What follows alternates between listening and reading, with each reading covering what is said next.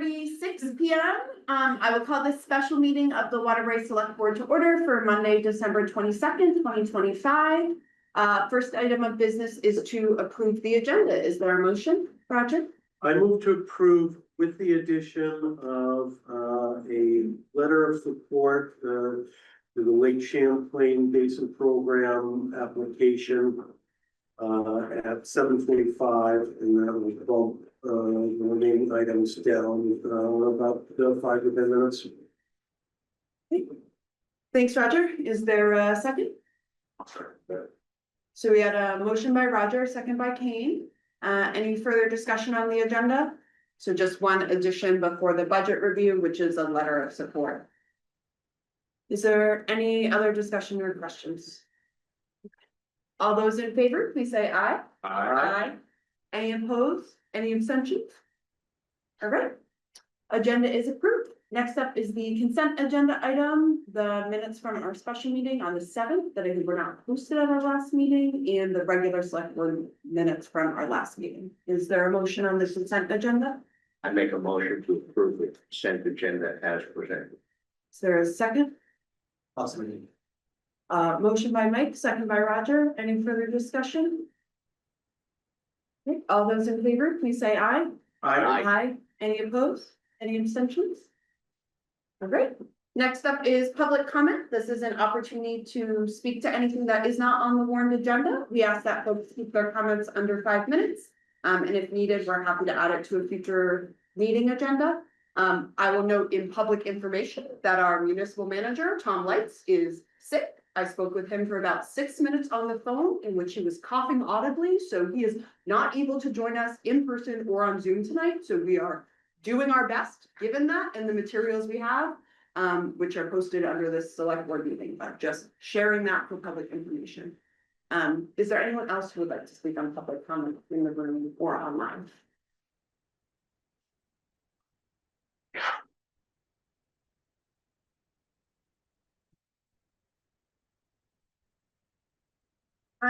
Seeing none, then I will move on to our next agenda item, which is Conservation Commission membership review. I believe posted online and shared both board members is an email from Amy Marshall Carney, who's online and is the chair of our Conservation Commission, asking for some action with regards to membership.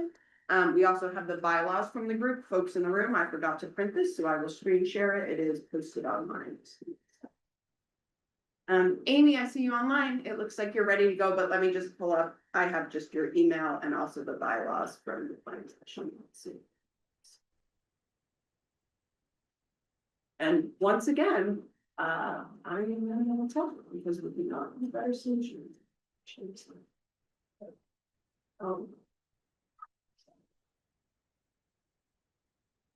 Amy, do you want to go ahead while I try and share this? Sure. Yeah. Do you want me to pull it up? If it's helpful. It's because I have a projector, which you can't see in the room, but everyone here is watching me struggle with rather okay. Nice. Oh, and it looks like Cheryl needs to authorize that as well. All right. Well, yeah. Yeah, go ahead. I do. Perfect. Okay. I'm trying to share, but it looks like I need support from. I can verbalize. So the gist of this is that we had come to the select board, I believe in late October, perhaps, or maybe early November. I'd have to remember. But after a discussion around adding in a section relative to attendance from commission members. So we went through that process of both drafting that as well as adding that to our bylaws. Saw approval from the select board, which we received. And then we do have a member who we have not seen or heard from since May. There was an attempt made via email to her clarifying, and again, she's been a part of all of the communications we've had thus far, regardless of her participation or not. We've kept her abreast of all work.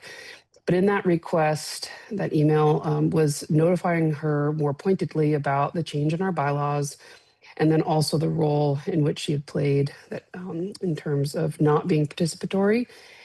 and invited her to reach out either just to have a conversation and or to resign, or if not, then the board, our commission, I should say, would seek a decision from the select board and pursue removal of her from the board for that.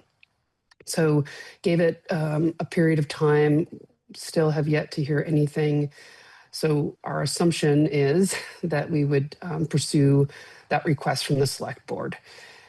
Not hearing anything from her. So that's the request I made, which was an email to Alyssa. And I believe Tom was CC'd as well. And I believe that's part of the artifacts in the meeting content, which is pointedly seeking this board approval or discussion if needed relative to one of our members, Rachel Campbell. Thanks, Amy. Thank you for the overview, and I think the updated bylaws are also on the website. Do board members have questions for Amy? Hi, Amy. I have two questions. The first is, how many emails did you send to this member of the Conservation Commission before reaching this point? So there's been only one communication directly notifying her that our intention for her removal. In terms of communications, she has been involved in any and all email communications, meeting invitations. She's been in all of them, so 50 easily. And even when we positioned it as an agenda item for our Conservation Commission, posting that this was what we were seeking, I will say this, that it actually got to the level of we did a wellness check on her because we had not heard anything at all after reaching out to the town offices to say, we're not sure if she's okay. This was back in April. And we did hear back through the Vermont State Police actually that she acknowledged that she was fine and that we were not to worry. So we were very thankful for that. But even after that communication, we have heard nothing more from her, regardless of all of the inclusive emails and meetings. And then my follow-up question is, on your final email asking to have a conversation or resign, or that this conversation is going to happen, were any members of the select board CC'd on that email? I believe, good question. I'm gonna have to find that real quick. If not, I'll take it forward. Yeah, sure. You're actually already on. The email Amy sent us earlier included a copy of the communication that Has she it? sent to that member. Yeah, Okay. so we have the receipts. Okay, perfect. But I don't think we were CC'd on the email itself. Yeah, I may not have done that just out of form. That wouldn't have been, in my opinion, it would have closed her out from being able to advocate her position without that oversight. But I thank you, Alyssa. I know I copied at least you and Tom on the forward, but I couldn't remember who else was on it. Yeah.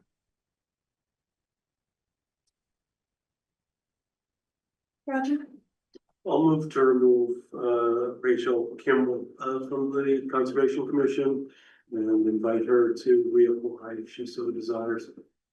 Second. Motion by Roger, seconded by Mike. Is there any further discussion on this? Great. All those in favor, please say aye. Aye. Any opposed? Any abstentions? All right, motion passes. Amy, I think you're all set, and I'll just say thank you for all of the diligent follow-up in updating the bylaws and seeking to make sure this community member was okay. I think that's above and beyond and just appreciate it. So thank you. Yep, thank you. Any other questions or comments on this item? All right, I will move on. Our next item on the agenda is deputy clerk position description. I think what's on the town website and are printed for board members are two items. The first is an email from Tom Lights received this morning. And the second is an assistant town clerk and treasurer position description for 20 hours per week. Sorry, the screen sharing is so terrible. I will see if I can improve it. But they are both posted. I guess it's important to start with Tom's email, which reads in part, on the deputy clerk vacancy, Karen, our current town clerk, has suggested filling with the assistant town clerk with a full-time position. That would be a combination assistant town clerk and administrative assistant. When we met on the 7th and went through the budget, we had talked about a part-time administrative person. As Beth was retiring, we also are hiring for an assistant town clerk, so. I think the information for the board is that there's an interest in potentially combining these two things that we were planning on hiring anyway. Tom's next line is, even though both positions exist in a different format, one could argue that this is a new position and thus needs board approval. I think creating one position is a good and pragmatic approach. In my experience, it is far easier to fill full-time jobs with benefits than part-time jobs without. And then the assistant town clerk and treasurer draft we have was drafted, I believe, by Beth and reviewed by Karen, but it's just for the clerk roles. It does not include any of the admin roles. So I think the question for us today is like, do we think it's feasible and appropriate to have a full-time job that does both this clerk work and other admin?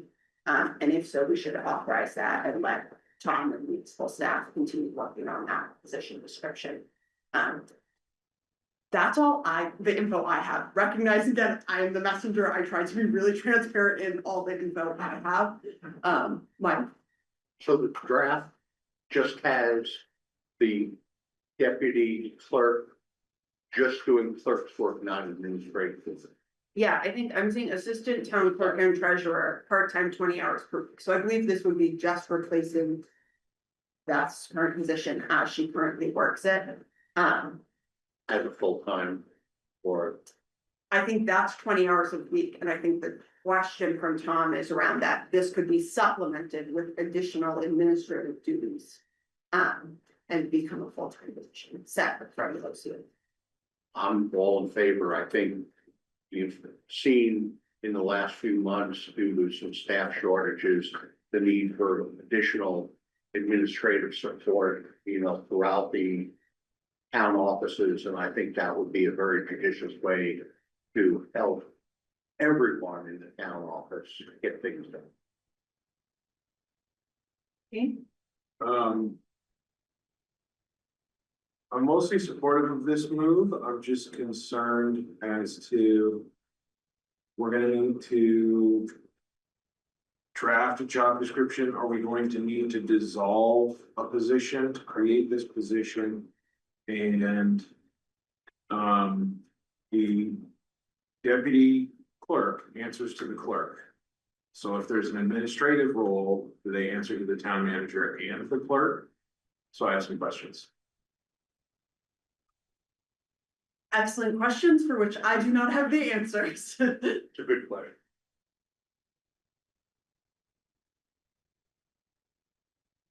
Other questions or comments? before Okay, Roger? just to follow on, also the hiring authority, is also. Blending.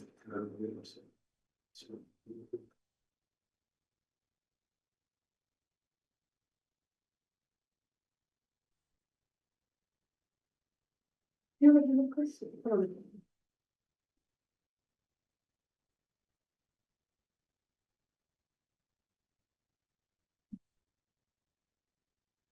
So seeing how we have a town managerial situation in our town. Where I've always said it, even when Bill was here, the town manager is the firewall between. Board and what actually happens internally. If there's any possibility, I would suggest that. Some or all of the board members talk to some of the internal staff to make sure that. This position. Find out what the pros and cons are. To this position as being drafted. Make sure it doesn't create. More problem.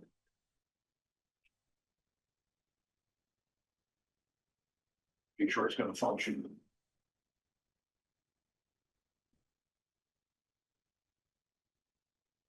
Thanks, Chris. Any other questions or comments? Go ahead. I think the biggest issue is lines of authority, where having a clerk and a town manager and this kind of job is split. How do we know who heirs to who in the management of that particular, this new positions? I think can be problematic if it's not a very direct line of authority.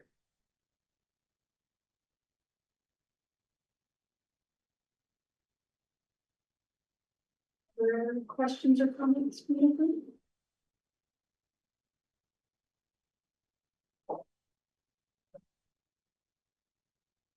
I'm hearing some questions from board members about some general support, but some questions about reporting and specific description.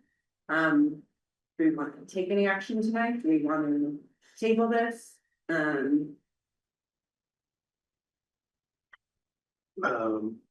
think we can take those questions back to the town manager, as well as make some inquiries ourselves as to whether the staff thinks that becomes something that's going to improve the workload within of us. Okay. My question, yeah, sorry. So timing wise, I would prefer not to take action on this right now. I'd prefer to, like honestly, like Chris said, just talk to the internal people and get their kind of input on it. Can we wait to do that? Like if we don't take action until next meeting, January 5th, is that okay? Also a good question, which I don't totally know. I guess what note is I will say, I didn't say it in my preface, I did stop by the office this afternoon and both Karen and Beth were present and I chat with them about this agenda item. So I'm not speaking on behalf or saying that's a full endorsement, but they were aware that this as a full-time position was on our agenda tonight. And they provided this assistant town clerk and treasurer back. My assumption, which may be incorrect, is that advertising the assistant town clerk and treasurer, which is a current position we already have with these job descriptions, we could do regardless of board action tonight.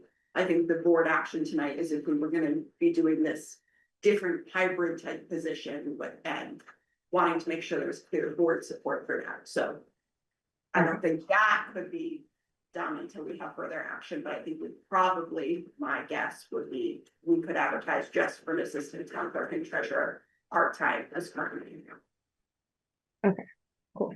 Thank you. Also, apparently my internet's funny, so I'm gonna go off camera to hopefully you guys won't freeze in the future. So, sorry. Yeah. You can hear you okay, so that's good. Roger. Yeah, you're not freaking. We are. I would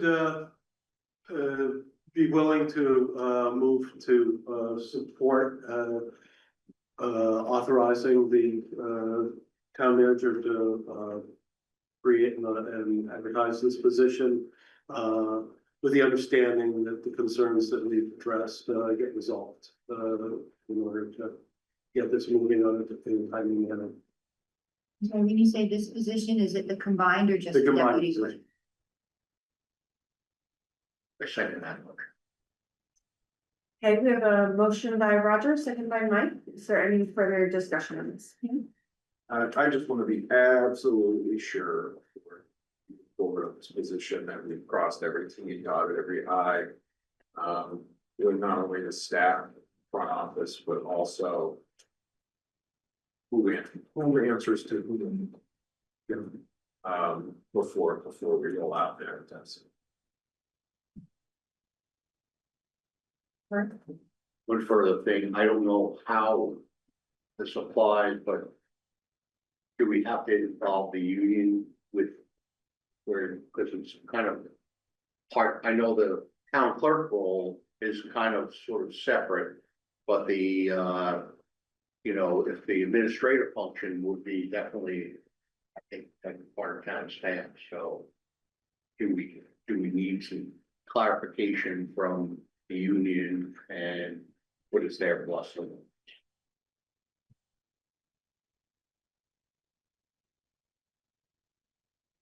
I'll accept the friendly amendments. I believe that's some of the I's and T's that Kate was referring to. There was. Okay, so motion for a combined position, but knowing that we need to check on the reporting structure, union allowance. Before advertising it. Other notes folks want to say or questions or comments? Another quick question. And I could be wrong, is my understanding that a staff member doesn't have to get on with the union, doesn't have to join the union? Is that? It's still, I think, in the proposed contract, that it would be considered a union position whether or not the person joins or not. Yeah. They don't have to.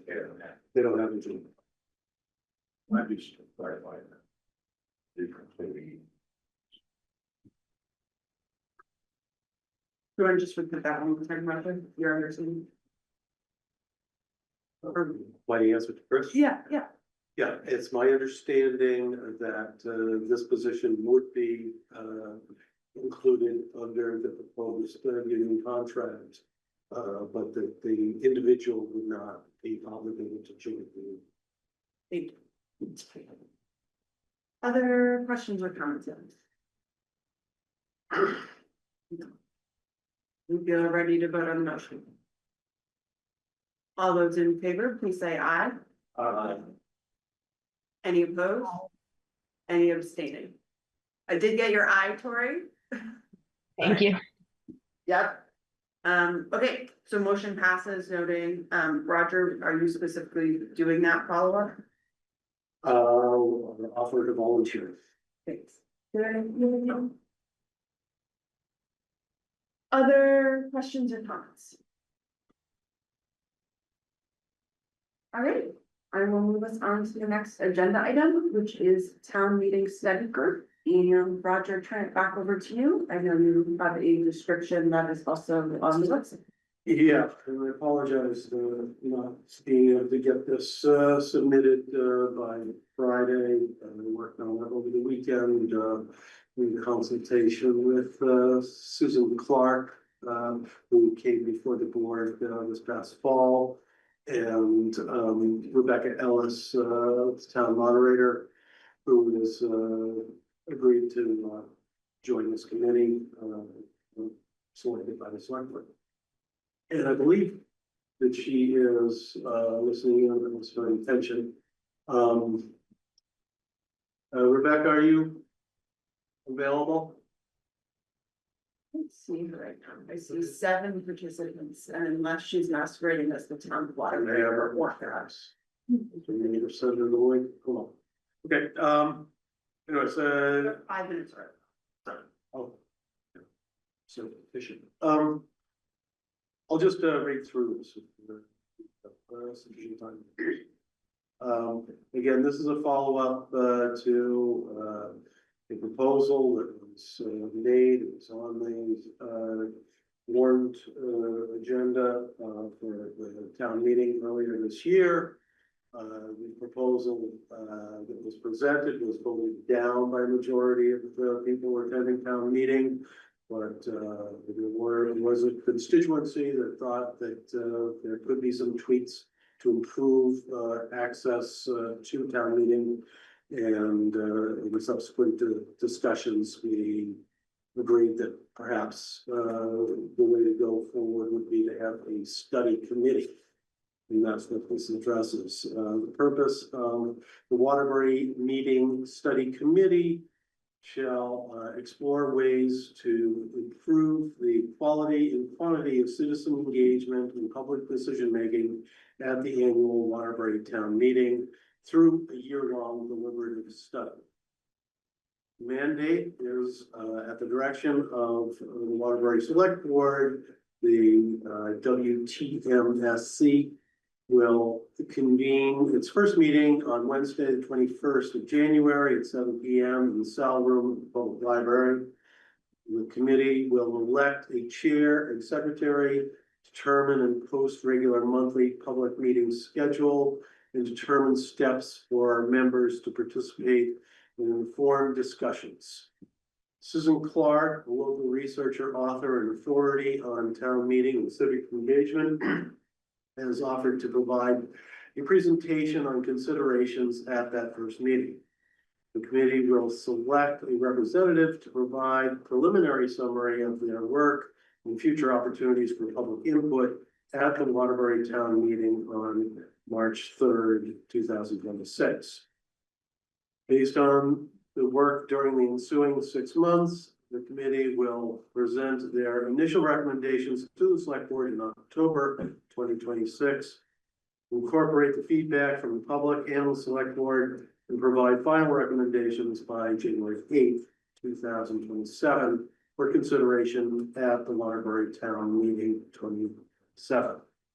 I'll just note that that could be no change, just keep everything the way it is, or some changes.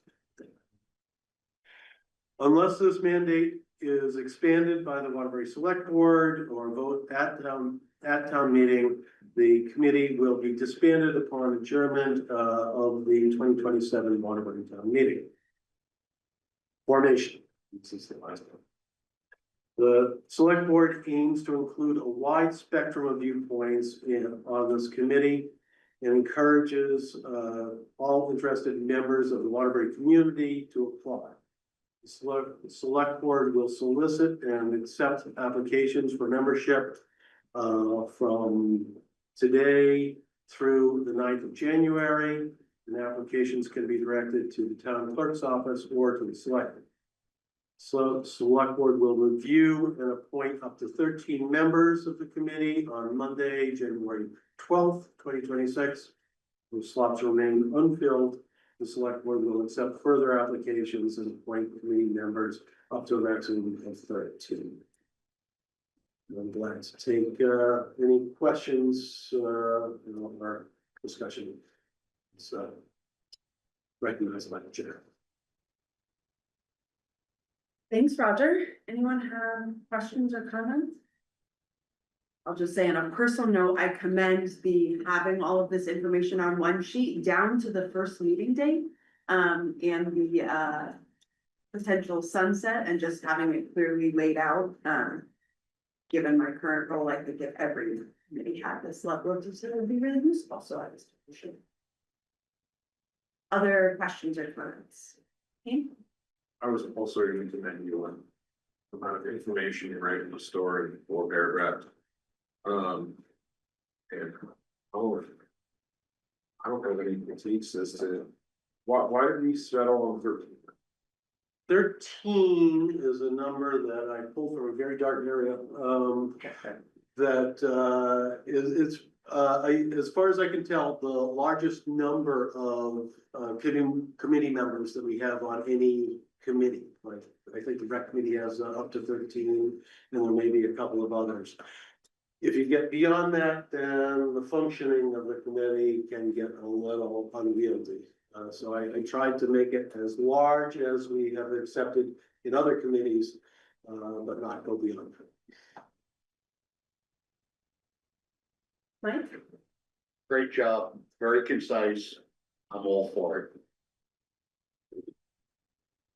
Other question, I guess asking for myself, Roger, can you say a little bit more about timeline? I will name, like, I personally had some anxiety about this being created close to town meeting, but also having the opportunity to pitch at town meeting, which you're specifying, and just curious if you can speak to your thoughts on the timeline outlined here. Yeah, honestly, I was sort of thinking that I would get this done a bit earlier, but other things came into play. And I wanted to get the committee established before the warned agenda went out for town meeting, so that we could get it on there and give this group a chance to get at least 2 meetings in before the town meeting. I thought it was important for them to have an opportunity to present at town meeting some of their initial thoughts. One of the things that I've realized, and just actually even this past weekend, I talked to, someone, who seems relatively well informed, but, he expressed to me that, he felt that, our proposal, for the, Have Your Say Day format came totally out of the blue. First time he heard about it was at town meeting, had no recollection of it, whereas I think within the select board, we felt like we had talked about it through the fall, we had put it in the roundabout and put it on the warrant agenda. We had 2 Have Your Say days, but what really came clear to me was that we were talking sort of the same group of 25 individuals who stay involved in these types of things, and that the greater public was largely unaware of what was going on.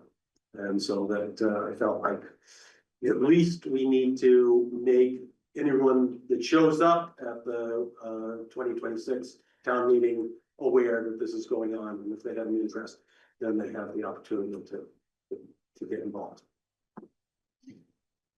Any questions? One quick question is, I assume that all the select board members would be excluded from this committee because we're gonna make decisions on what happens. Or I don't know, just asking a question. Didn't put it in there, I don't, you know, like we have the Waterbury 250th thing, and both you and I are on that committee. Right. So I don't see that as a barrier, but maybe if we get a huge outpouring of interest, then maybe we should recuse ourselves and allow others. I'm just asking the question because in full disclosure, you want to be transparent as possible. Mhm. And then there are some of us that won't be serving past town meeting day, and may still have some interest in keeping a finger in the pie.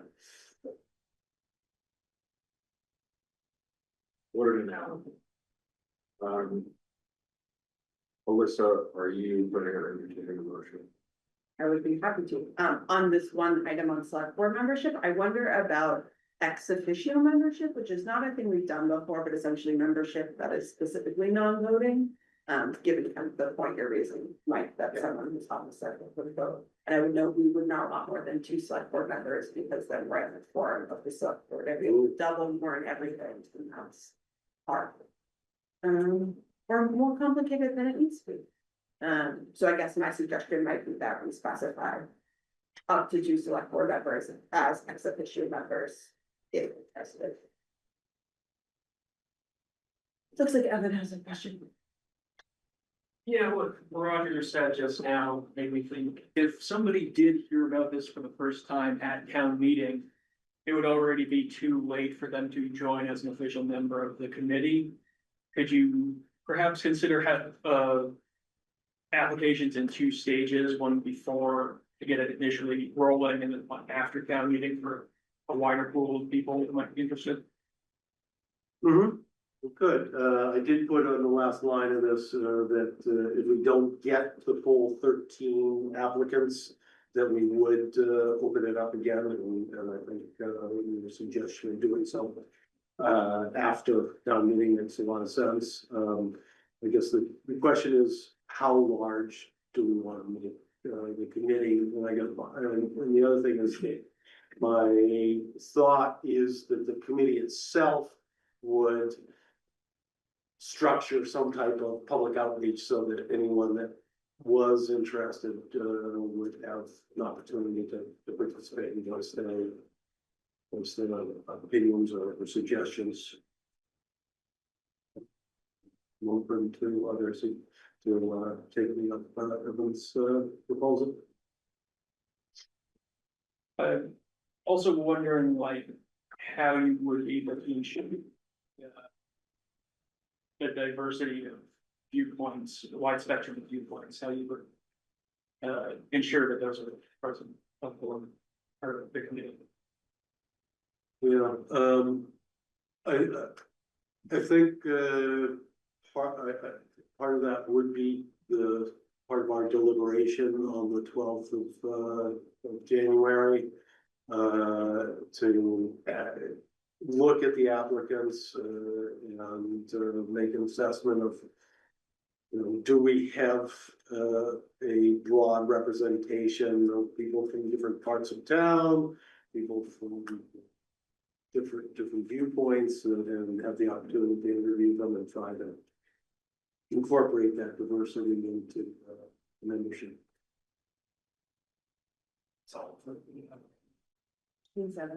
Chris, I see your next one note is I would note, we could appoint up to 9 members on Monday, January 12th, and leave 4 to be determined after town meeting. So, what was that big? 2 questions, one question and comment perhaps. Is it preference to have somebody that at least has either attended the town meetings as they currently are, to at least know what they're up against, and what they're gonna be working with, or having the knowledge of how current town meetings function, I think is critical. And I guess my comment is, when it comes to this issue, how many options do you really think there are out there to I think there's a limited amount of options. I don't know that you're gonna get any more options out of 50 people than you are out of 13. System, because as much as I've seen of it over the time period, and this Have Your Say Day was probably one of the best informative outlets that you could have put forward, and it was all acted. And I'll just let you know that I'm constantly running into people who, start a conversation about what's going on in the town events. And when I say something to them about getting involved, or, I don't pay any attention to that stuff. That's the biggest answer I get out of most people. I don't deal with that crap. Ask me, well, what about it, but then. Yeah, I don't get involved in that stuff. It's like, I got better things to do with my life. That's unfortunate. And just to respond to Chris,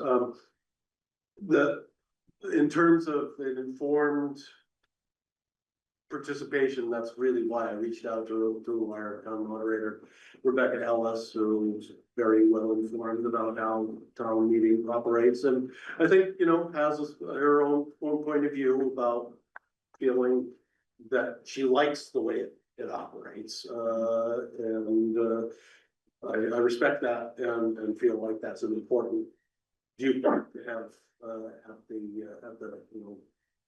as a permanent part of the committee.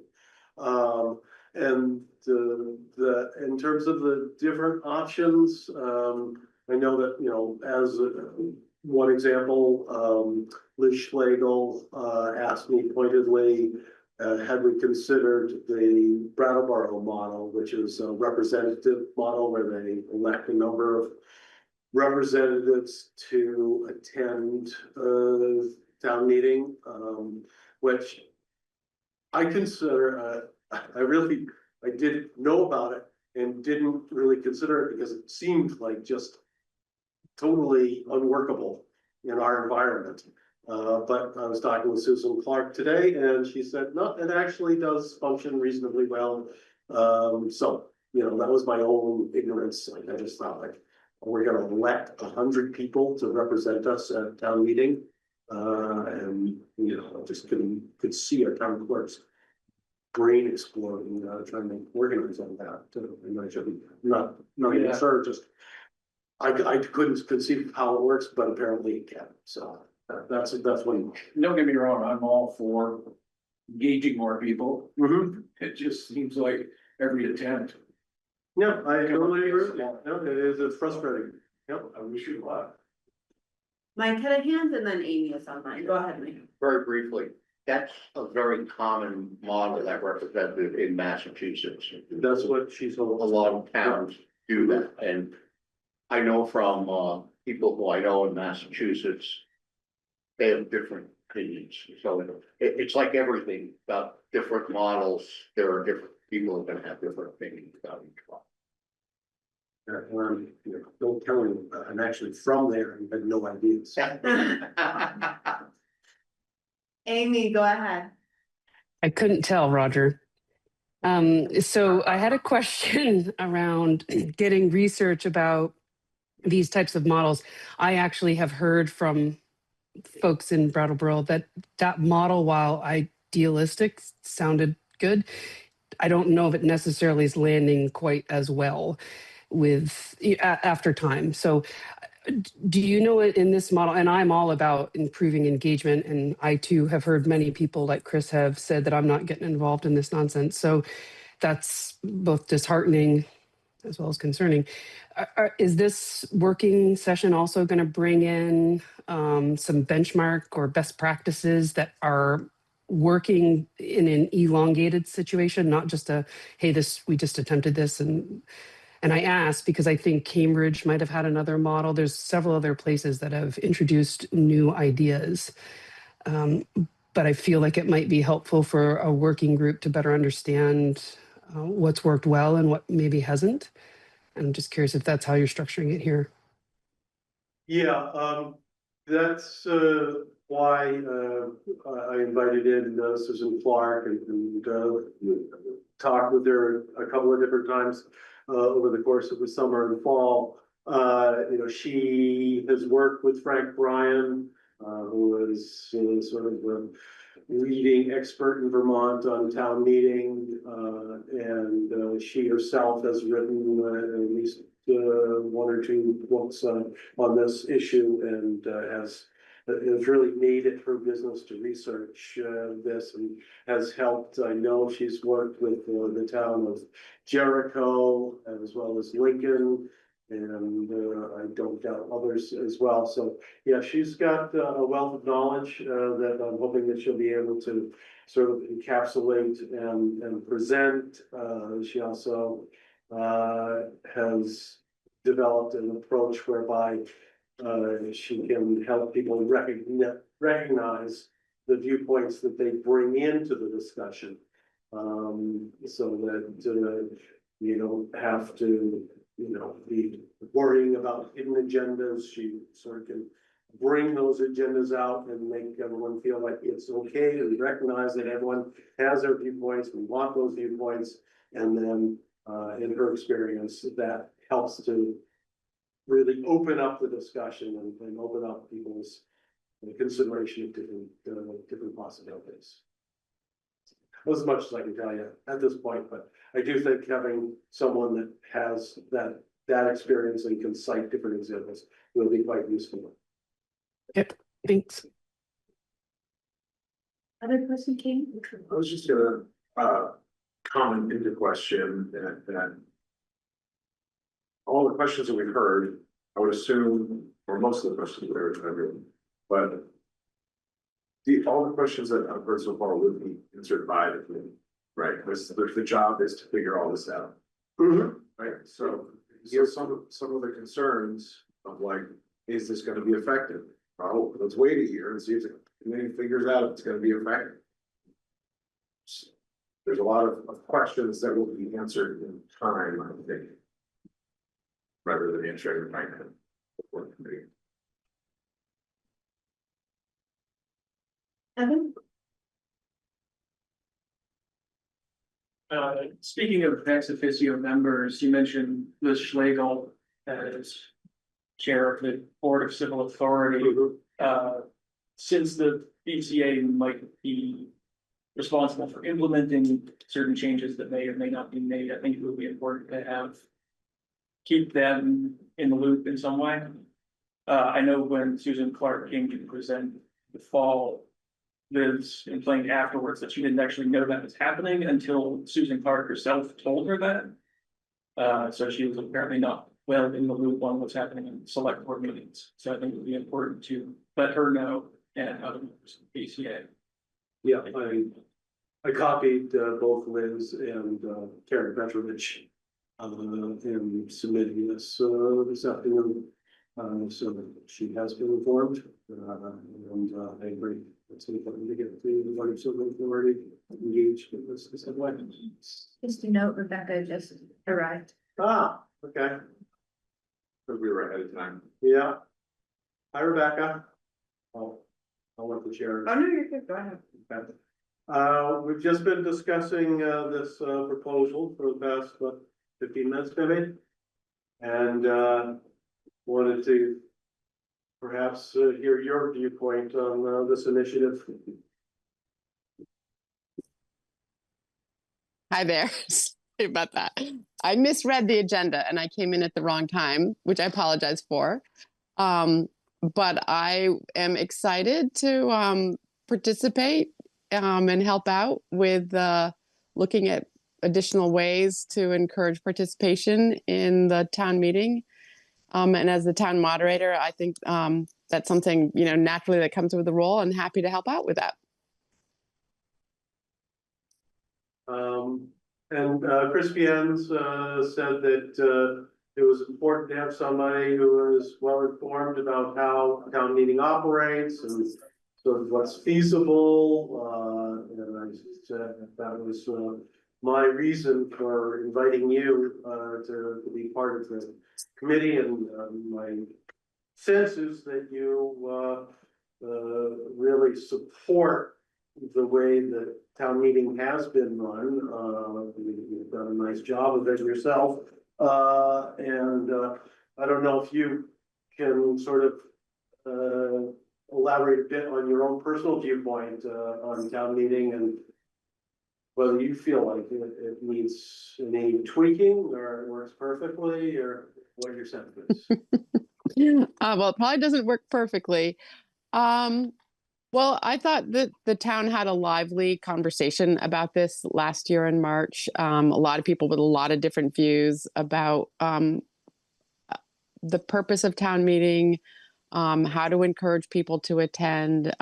Certainly some people felt that it was hard to get to town meeting. And so they wanted, they liked the idea of Australian ballot because that gave them more of an opportunity to at least have some voice heard.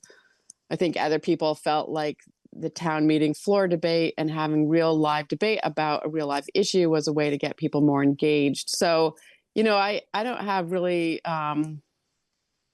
set feelings about it. I will say I do like having people come to to town meeting to talk about issues and have that real live conversation. But I do acknowledge that also, limits the number of people who can attend. So trying to, maybe figure out other ways to encourage people to attend. Doesn't necessarily have to be Australian vote on the budget. It could be lots of different ways. So I'm interested in hearing from people and getting ideas and seeing what we can do just to make sure that we're engaging as many people as possible.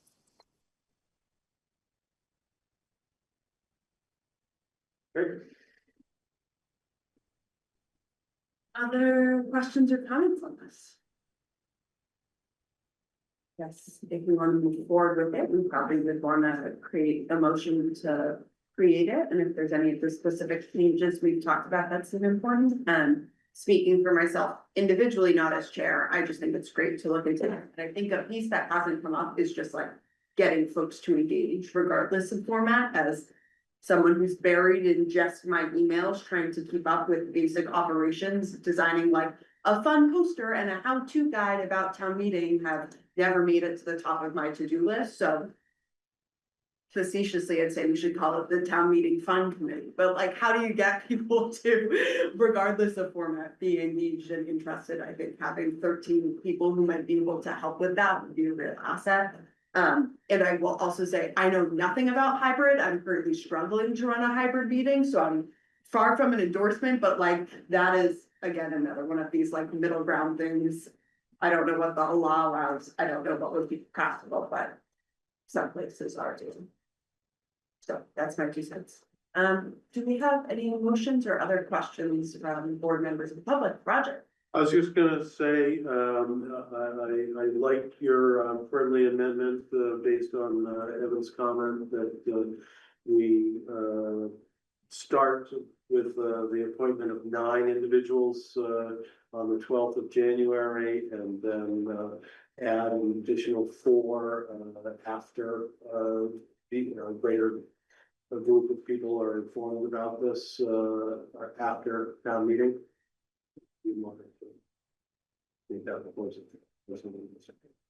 Got it. I move that the select board authorize the creation of the Waterbury Town Meeting Study Committee with the addendum that Roger just said. Should be in the minutes. Motion by Kane, is there a second? Second. Motion by Kane, second by Mike. Is there any further discussion or questions on this? Just as a matter of, didn't you originally have a motion on the table? Maybe I'm, you, There was no motion made until okay. It's 20 seconds okay. ago. I thought there was initially. No, I just read all Okay. the, I guess it could be interpreted as a motion, but I didn't present it, so. I stand corrected. Thank you. I appreciate it. It can be hard to keep track. Do we feel good about the motion made by Kane and seconded by Mike? I feel very good. Any further discussion? All right, all those in favor, please say aye. Aye. Any opposed? Any abstentions? All right, motion passes. So we have created the Waterbury Town Meeting Study Committee, and this would now be the first official announcement that we're soliciting members, and we'll be appointing up to 9 of them on Monday, January 12th, 2026. And we have the form for committee membership on the town website, and I believe, Roger, you specified going to the select board for this? I said either the town clerk's office or the select board. And I'll take on the responsibility of coordinating getting all the applications together to be considered on the 12th. Thanks, Roger. Any other questions or comments on this? Alrighty. I will move us on to our next agenda item, which is potential bond vote for Randall Meadow. There is 2 relevant documents linked on the town website. One is a memo from Tom Lights dated December 22nd, 2025. Mike, Kane, or Tori, not to put you on the spot, but if someone wants to do the reading out loud of this, I think that might be prudent. I also wanted to note that I put the grant award letter, which had been listed at a previous meeting, is also under this meeting, and corresponds to some of what's in the memo. Seeing as the manager isn't here, I do think reading this memo aloud is the best way to do this. Does another board member want to volunteer? I can't do it, but I I talk can a lot. read aloud if you'd like. That would be awesome, Tori. Thank you. All right.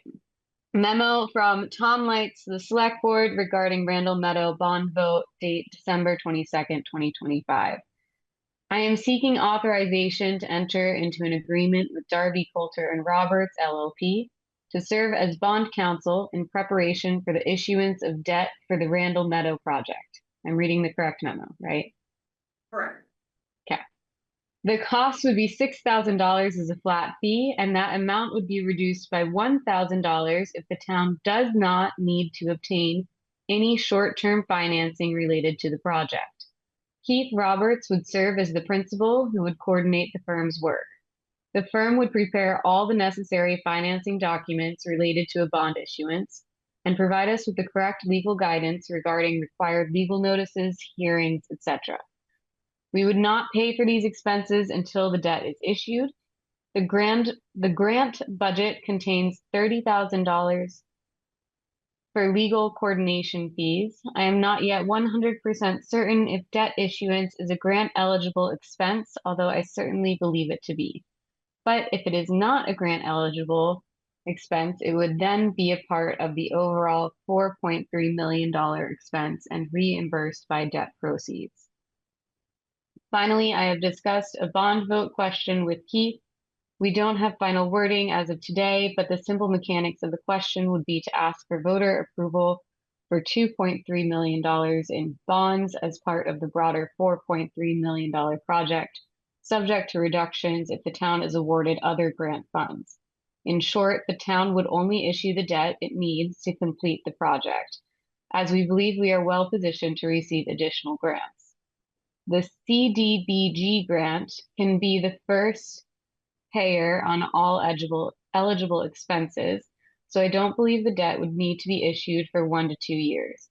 However, after discussing financing requirements with the state staff overseeing the program, anything but a bond vote complicates the grant process and likely hinders or stops the town's ability to utilize the grant funds.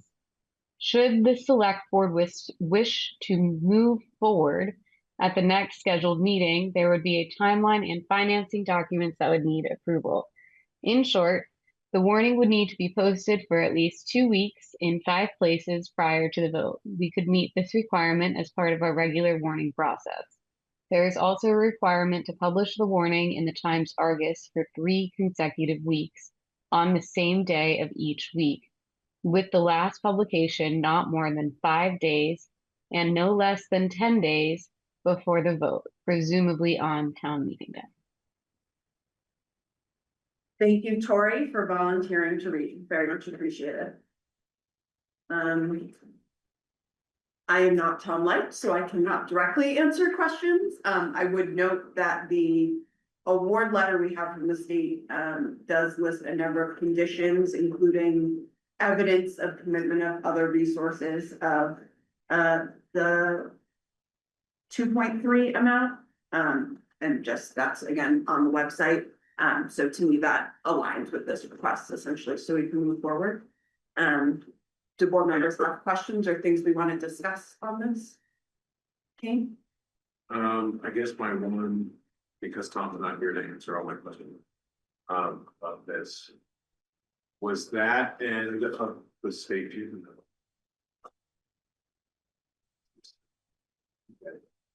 This end, where he talks about warning.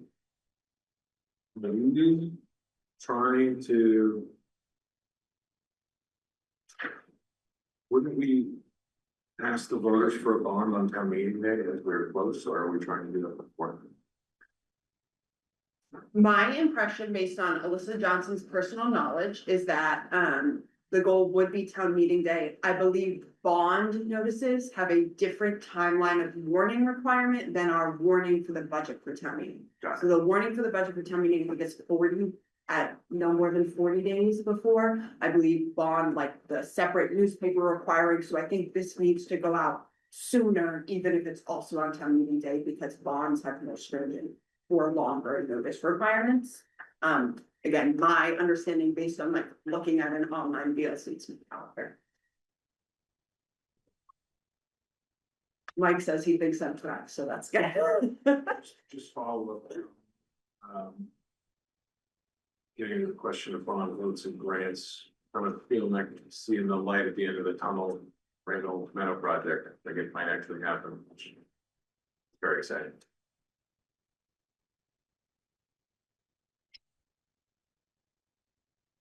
Other questions, comments, discussion from the board? Roger.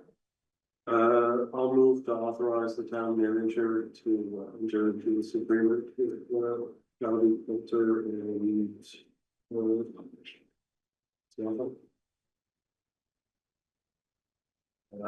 Roberts.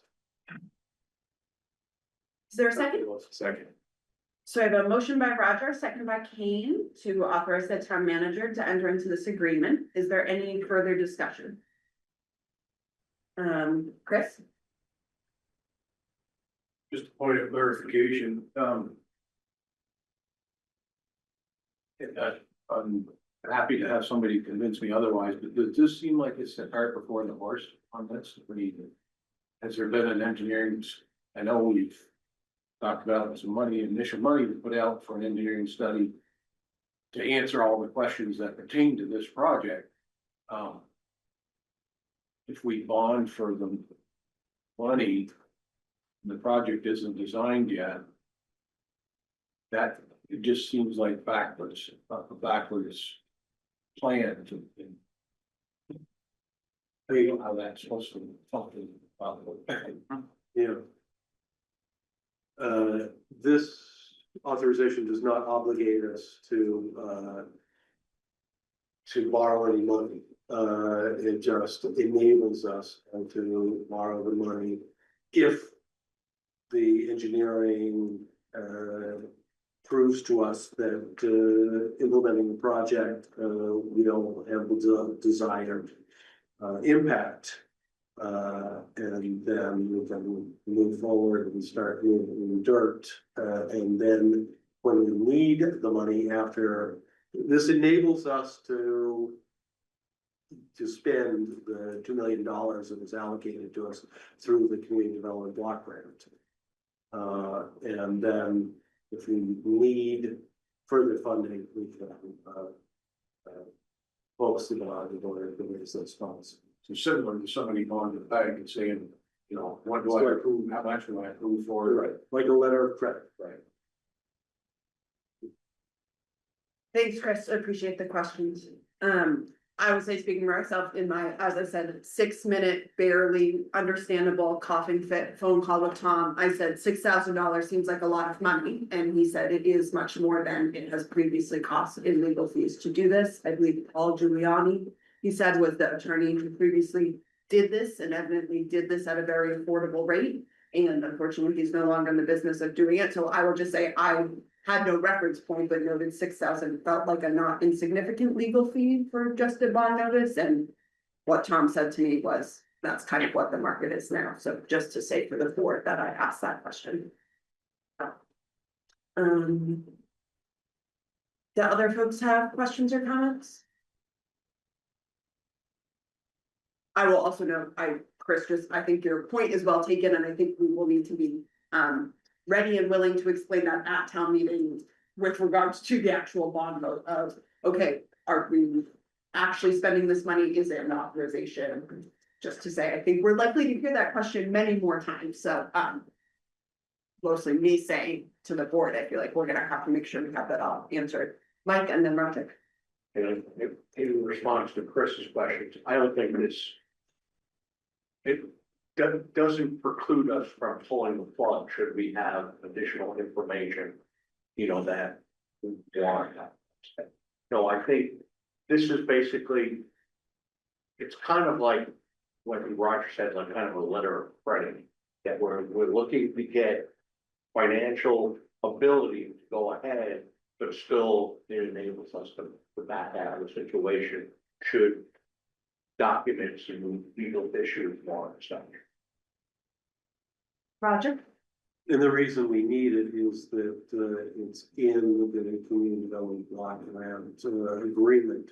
You have to prove that you have the capacity to complete the whole project before you can touch the money. And you have that until passed. And the other point I wanted to make was the one that I asked Tom about at the last meeting, which is this clean water grant opportunity about phosphorus. Increasing our capacity to sequester phosphorus, which is the whole point of this clean water program. This project is a pretty significant opportunity to do exactly that. And if we convince the regional and state authorities that this is a good investment, we can get almost all of the domestic funding through that opportunity. Thanks, Roger. Any other questions or comments on this online or in the room? Can I just clarify who seconded that motion? Roger made a motion and Haney seconded. Thank you. Yes, So yeah, we did have a motion and a second. I did recall that. We were into further discussion. Heard that, but didn't register the votes. Thank you. Keep things straight, Chair. Is there any other questions, comments, points of discussion on this? And again, saying out loud, just for me, I also think we could do some modeling of if, again, very hypothetical, just a line of credit, but also knowing what that debt would look like I'm thinking ahead to like local option tax, like I also maybe we have ways to fund this if we had to, again, with the goal being that we don't. And again, that might just be something worth us exploring prior to town meeting, but does not need to be today. All right. Go ahead, sorry. I was just gonna make one further comment that I have not walked into this with the assumption that a future select board would not buy down its debt in the local option periods.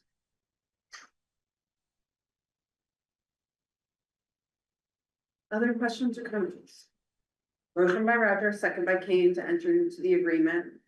To do the preparation for $6,000. Any other questions, comments? Right, all those in favor, please say aye. Aye. Hi. Any opposed? Any abstentions? You're right. Motion passes, and just noting per the memo that I think we will need to finalize this in early January, once we actually would have legal language and notice to do so. All right, that brings us to the additional agenda item we added, which is the letter of support for the Champlain Basin program. I told Dana to come back at 7:45, so let me text him and say we're 4 minutes early. But I believe board members have a copy of the letter of support. And it is posted. Right here.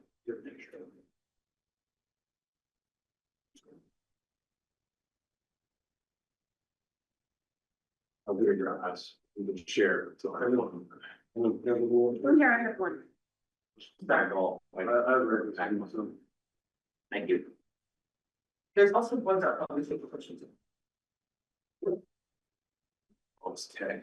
Planning commission is in here, don't mind me, lost that thing.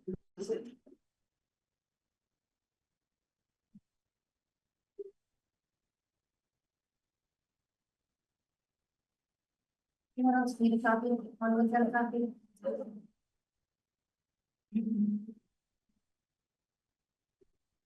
I had 3 minutes. I know, I texted you and said I'm 4 minutes early. Well, you know, the service. Okay. Okay. Want to introduce yourself with the hat you're currently wearing at this juncture? Dana Allen, Waterbury Flood Resilience Grant Manager. Sorry. Jumping tasks.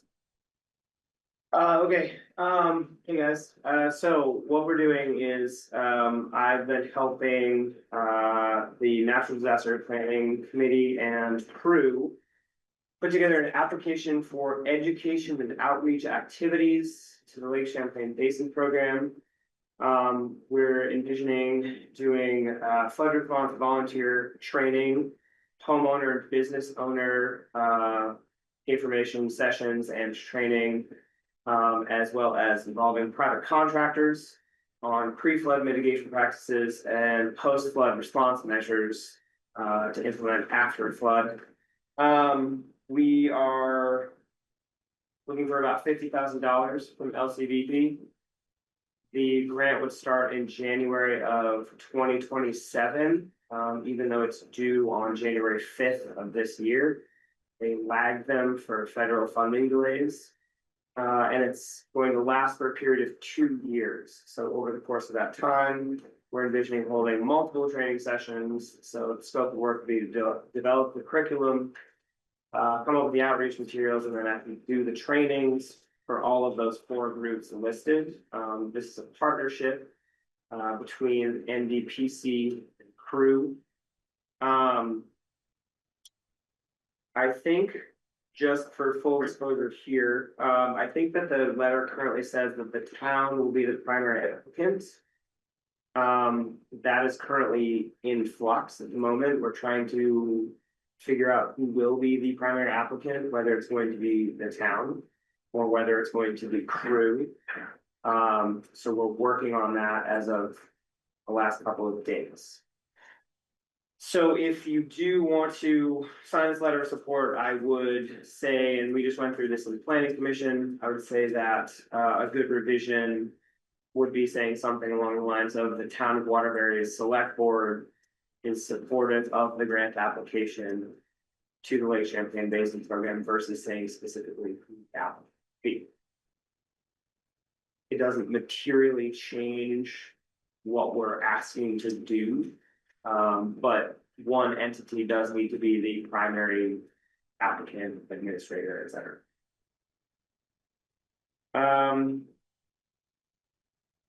That's my elevator pitch. Thanks, Dana. You notice $50,000 is there on the match for the grant application? No match required, match is attractive but not required. So we're working on adding in some volunteer hours, they have a standard rate for that, so we'll add some of that in there. But otherwise not required. Thanks, Roger? I'm just gonna note that, if Crew, it's decided that Crew will be the primary applicant. Revitalizing Waterbury serves as a fiscal sponsor for Crew, so that the grant would actually come to Revitalizing Waterbury, as the executive director of Revitalizing Waterbury, and who's myself in the discussion of this. Thanks, Roger. Other questions or comments, Mike? This may be a stupid question, but I would say it's no stupid questions. I'm just curious, because I know we're applying to the Lake Champlain Basin program, and I know they have a lot of technical experience because they're providing experience. Can they not be part of that team to do information? I don't know. No, they're in this, It's not gonna be a conflict. no, a good question, and in this capacity, they're a funder, not a technical partner. They obviously do their own education outreach. Right, I didn't know if they could be kind of both. No, they would not be a partner on this because they're the funder, so they're essentially the pass-through for this money. And then the contract administrator is like that. Okay, that's what I thought. Yeah. Thanks. Other questions or comments, Kate? I was gonna go ahead and call the question. Okay. I move that the select board sign a letter of support for the Lake Champlain Basin project, program, Healthy Ecosystems Grant, Education and outreach grant. Education and Outreach. Grant. Healthy ecosystems is the other one that we already applied for. No word on that yet, by the way. I second that. Motion by Kane, second by Mike. Is there any further questions or discussion on this? Right, all those in favor, please say aye. Aye. Any opposed and anyone abstaining? Roger's abstaining. All right. Thank you very much, Shanna. You are all set. Letter is approved. Thank you. And thanks for coming in. All right, appreciate it. Back to PC. Right. It's now 7:48 and we are on the agenda item, which is 2026 budget review and discussion, including municipal departments, conservation committee, local option tax. As stated earlier, the municipal manager isn't here. I don't have updated budget documents to share. I will note the select board has executive session scheduled at 9 p.m. That's joint with another board and needs to be at 9 p.m. So we're gonna be here until 9 p.m. It is budgeting season. So in my mind, it is worthwhile for us to the extent we can, have discussions on budget and appreciate that Cheryl is here as our note taker and we can convey any specific notes that we have. I'm noting just in terms of sharing where I'm at in transparency. So recreation is a municipal department budget we haven't reviewed yet. That was what Tom was gonna do tonight. He can do that on the 5th. Other outstanding presentations I know we're waiting on is the Natural Disaster Preparedness Committee. They're also scheduled for January 5th. Obviously, like Dana just alluded to them.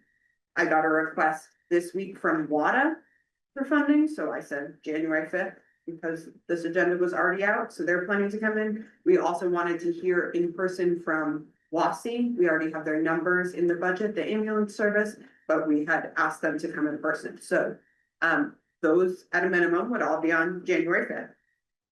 We've also had some recent presentations at our meetings from the Conservation Commission, from the 250th Commission. We had RW way earlier. We've had other presentations. We have local option tax things we can re-review. Again, this is not me coming in with a plan, but this is me saying, we have a little over an hour. It is budget season, so what do we think are effective uses of our time? We do have the prior local option tax draft and full budget draft, so we can pick where we want and dive in. Mike? I'm a little hesitant. I know we've gotten a lot of information from the Conservation Commission, so I'm pretty comfortable. We haven't gotten presence of the Recreation Committee here. We've gotten some numbers, but not a representative. I think we've gone over the local options tax, so I feel comfortable about fleshing that out more if we have. But any of the others, without hearing from those groups, I'm a little reluctant to go forward. Oh, great. Yeah. And I should say, to be clear, I am assuming we're pushing recreation. I was not proposing we do it without Tom or any of those others. Other thoughts or comments from the board? So Mike saying you're comfortable with local option tax or conservation that we've had the presentation to talk about. Kane, Roger, Tori, thoughts? I ran into Frank Spalding, the chair of the Recreation Committee today. He's been sick and missed to the last meeting of the Recreation Committee. I did attend that meeting. They were focusing mostly on their submission to the Planning Commission on the aspiration goals and strategies for the new town plan. Which included a strong feeling on the committee that they would like to make sure that the tool continues to function. So I know that considering the replacement of the filter at the pool and going forward with more application of the group to further seal the lining of the pool. And then there's sort of a larger consideration of the to what extent we're going to try to push forward the Free Fields House initiative. But that's about what I have to report on the recreation. Obviously, there's no particular numbers attached to it.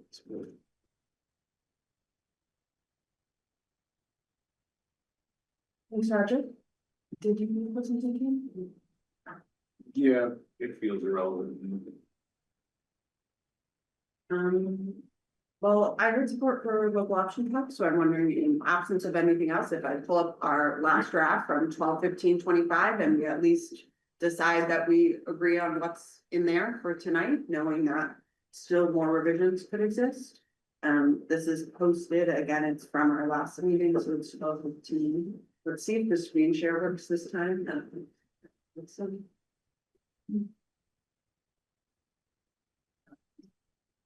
Thank you for creating. Nice and Senior large. science. I am, wow. Nice and large. Except now I've totally lost the doing the display on two screens is. Let's see.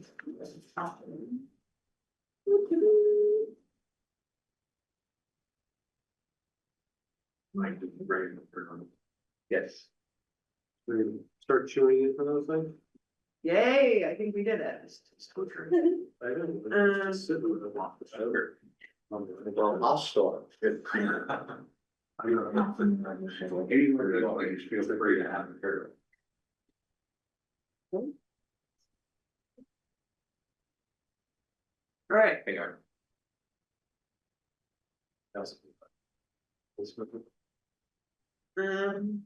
so again, local option tax and turnover. That's what we should have called to have her say it.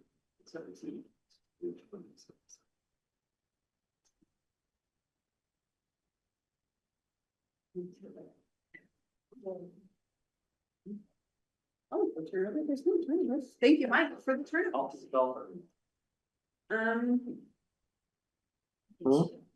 Yeah, No All right. bribes. so absent a better process, my proposed process is we start at the top of this, and if anyone has notes or objections to these, now is the time we can have discussion about it, so. This again is just in local option tax, portion of the budget, knowing we still have lots elsewhere. So I am seeing $150,000 proposed for gravel roads. Board members with questions, thoughts, objections to this. Are we just gonna start from the top and work our way down? Absent another suggestion, yes. Okay. I have no objections to gravel roads.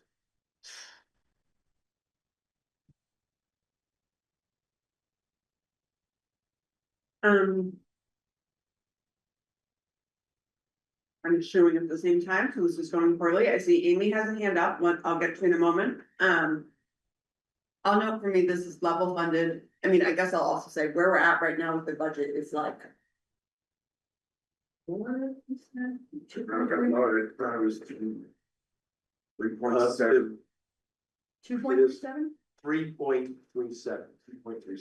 3.37, for those of us who struggle with permutating numbers, percent overall increase. I think we hadn't fully allocated the existing, the expected local option tax revenue for next year. And as we've noted, we have a number of outstanding departments still outstanding. So for me, I'm not opposed to the 150 for gravel roads. Personally, it's somewhere I could see that being a lower number if we needed the funding elsewhere in local option tax, just speaking for myself. But I'm not proposing to eliminate it. Amy, go ahead. Yeah, as I left the last few conversations, and then I'm trying to compare this to how I might manage this within an organization, there was several questions, even in my own mind, around thinking about and there's been conversation around the purpose and use of lot. And I'm just going to bring forward an example in an organizational setting. If indeed there was a line item for, say, number 4 gravel roads, it's associated with X purpose and use identified in your lot policy. And I wonder if, in terms of process, higher level, if that might be helpful to both clarify in your own discussions as well as the community at large to help understand which one of these or which of these expense items actually align to which of the lot policy. And I know they're quite vague, which makes it a little even harder for folks to come into this document and understand, is gravel roads actually associating with bringing down property taxes, for example, or is it compared to something else? And I just want to offer that because I have sat in on these as well, and I've listened and heard, and I leave these conversations not really clear line item by line item, how they ultimately stack up against your intended use of lot. So I just wonder if perhaps another column on this spreadsheet might be helpful to articulate that and keep everyone involved, all stakeholders, really clear about what we're doing and why. Because in a very short period of time, I think we found ourselves leveraging and using this money quite quickly and exhaustively in a very short period of time. So just offer that in terms of a broader level process, ultimately trying to connect with a bigger group of stakeholders and helping them understand. Thanks, Amy. More questions or comments?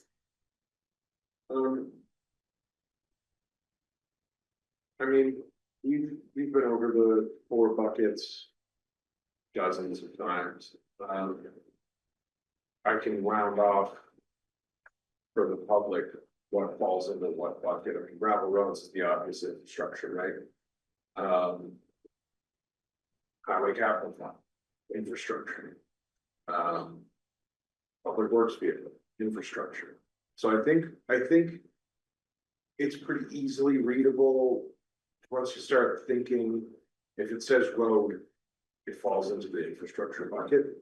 But I do think that Amy does make a good point. For the person who doesn't stare at budgets as much as we do, to have like parentheses in infrastructure, parentheses community development. might be a good idea for presentation purposes on town meeting day, if it's presented like this, but I doubt it would be presented like this. It's not a bad idea.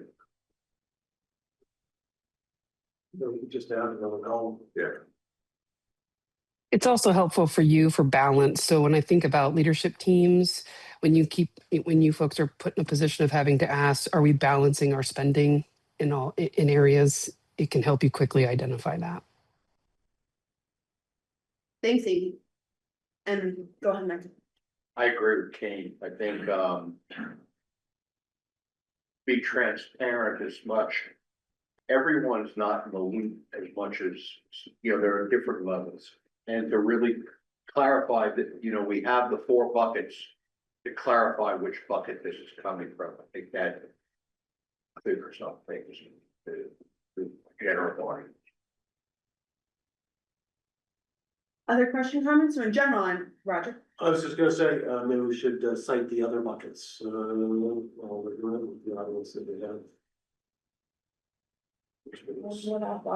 But yes, we have a local option tax spending policy, so the buckets we're referring to are in there.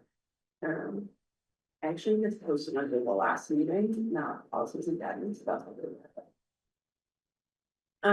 But I would say general, I'm hearing board support for identifying this.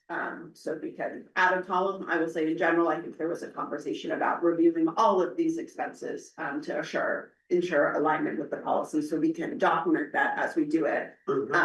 I guess I will also just say, speaking for myself, I really appreciate it, Amy. I think this is a new source of funding, so this is only the second year we're budgeting for a full year of it, so appreciating this alignment and noting that we're still in the process of broader discussions about the town and budget cycles and priorities and how we do that. Personally, I'm really excited for the updated town plan to be a driver in that, but also acknowledging we are at the current moment in drafting this based on how it's been done previously and working to iterate, which to me, this is one example of that.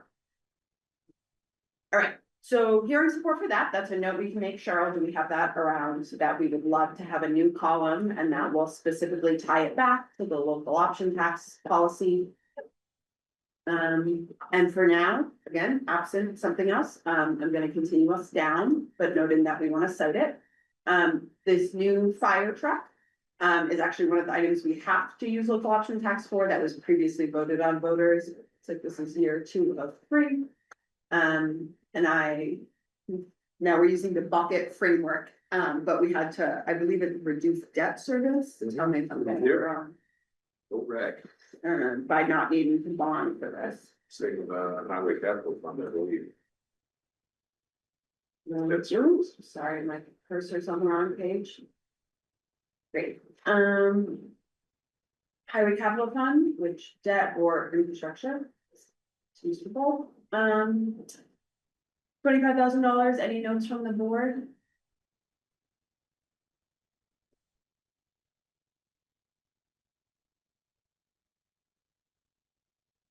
It seems fine.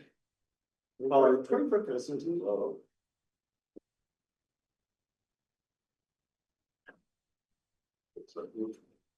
Oh, Roger. Again, the purpose of the reducing debt service is to lower property taxes.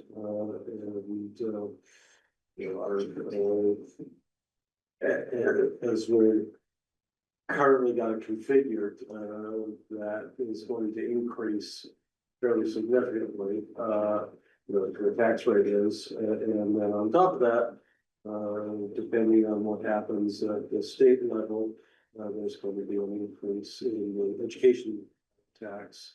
And I think we need to stay cognizant of the limited capacity, particularly for those in fixed income, to meet those increases in property taxes.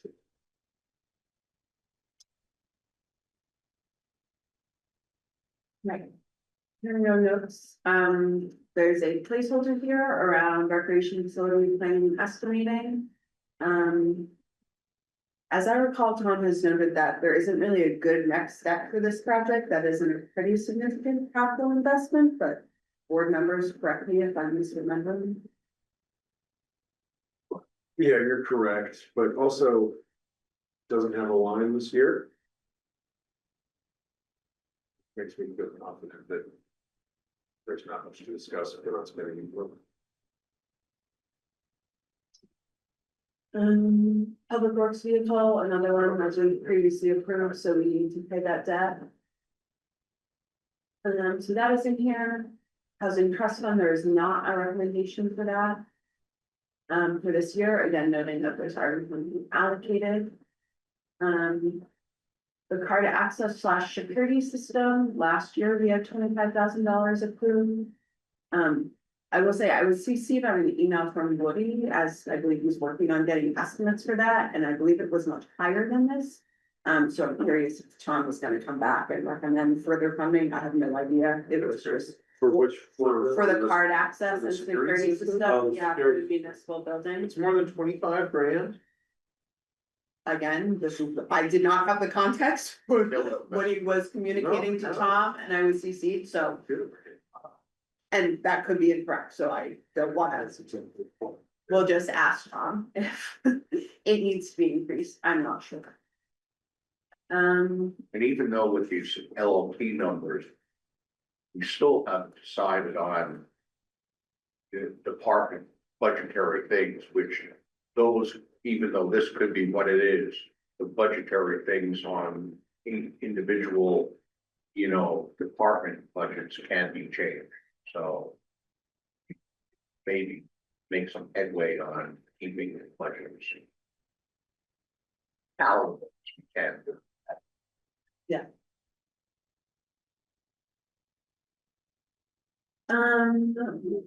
Yeah, we have the pool proposed filter system.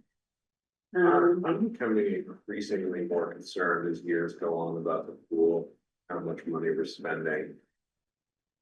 Hoping that this is the most we'll have to spend in the next few years in the pool. Roger? I'll agree with you that that is always the hope. But the reality is that the pool continues to degrade. We don't even make parts for the filter system that's in place right now. So I think the proposal is to get the new replacement filter system, which is gonna cost some money. Could we survive another year without it? That's a possibility. So maybe this is one that could be kicked out if we need to. I thought, my impression was that this new filter could help us kind of extend the life of the pool or cut back on costs going into the future or I feel like this was a beneficial thing. I am also frankly partial to the pool, so. Yeah, I agree with Corey, because I think this is all about. I know a lot of us are concerned about big ticket items, spending millions upon millions of dollars to rebuild the pool. This is a stopgap proposal. Granted, it's putting a Band-Aid on it, but gotta figure out how, a lot of people in the community like having a pool, and it's a question of, do we want to bite the bullet, fund a new pool in this community? Yeah, this is the alternative to a new pool. It's maintaining access to a pool. Also note that after the summer of 2026, the reservoir is supposed to be drained for a couple of years, and so there may be no access to a swimming pool. Couple of years ago here. And I am remembering now that Tori mentioned that this new filter system is going to have automated chlorination, which now is a bit of guesswork, as I understand that. The much less, require much less, physical maintenance by the staff. If we get this new system. So there are some good justifications for it.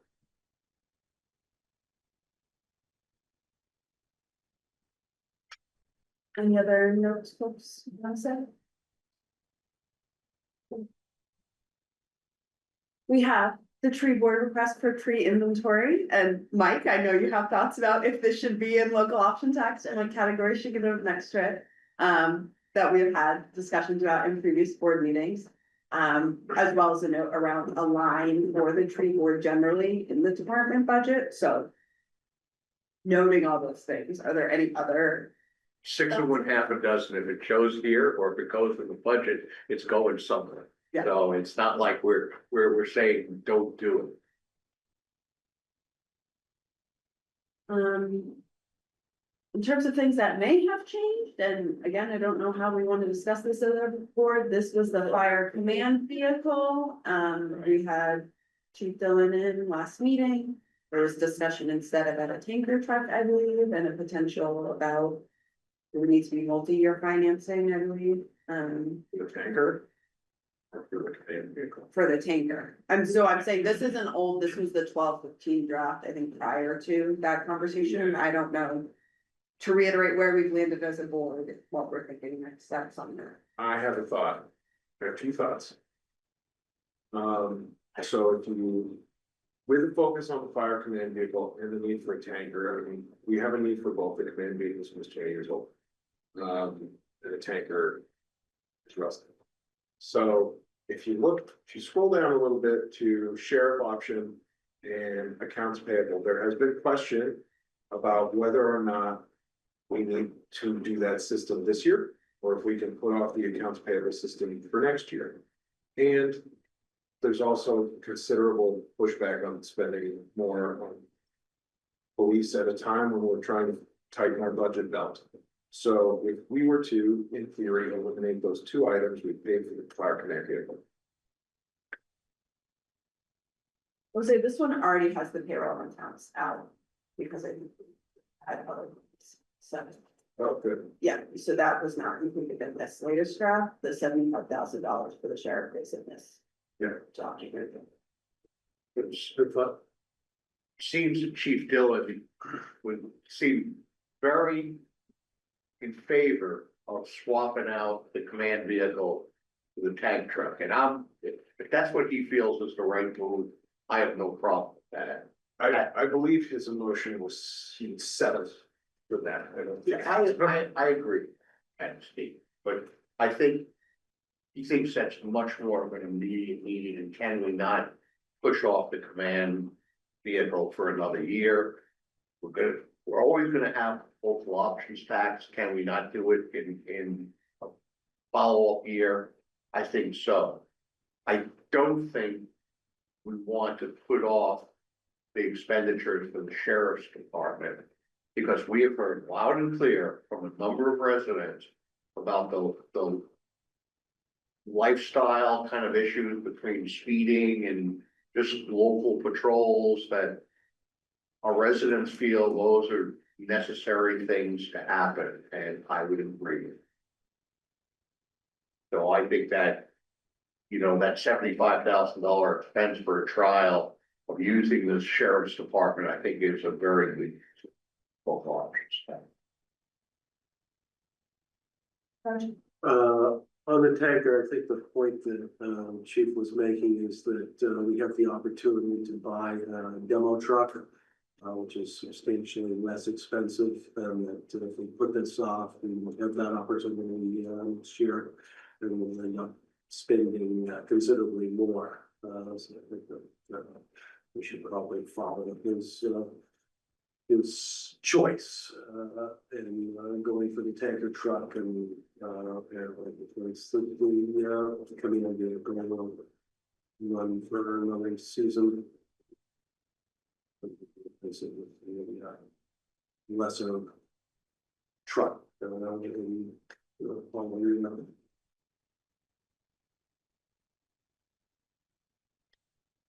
Other questions, comments on this? Guess I'm just gonna stand up principle on this one, die on this hill. I think that on top of the $500,000 we're sending to state police, attacking another 7.5.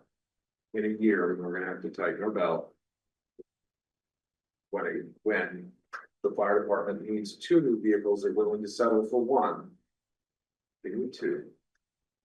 I think that kind of spending things that kind of seem a luxury, as we already have police in town. It may not be to everyone's favorite level, but it exists and we pay for it already. I think going to where it needs, spending that money where it needs to go right now, in our own departments, I think is a smart choice.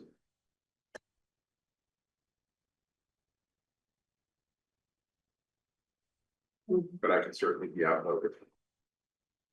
Other questions or comments?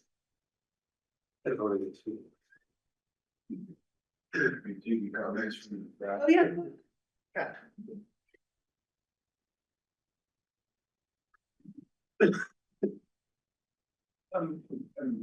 Watching what's going on here and going down through this, these line items and just thinking about what I would like to throw out there to you guys.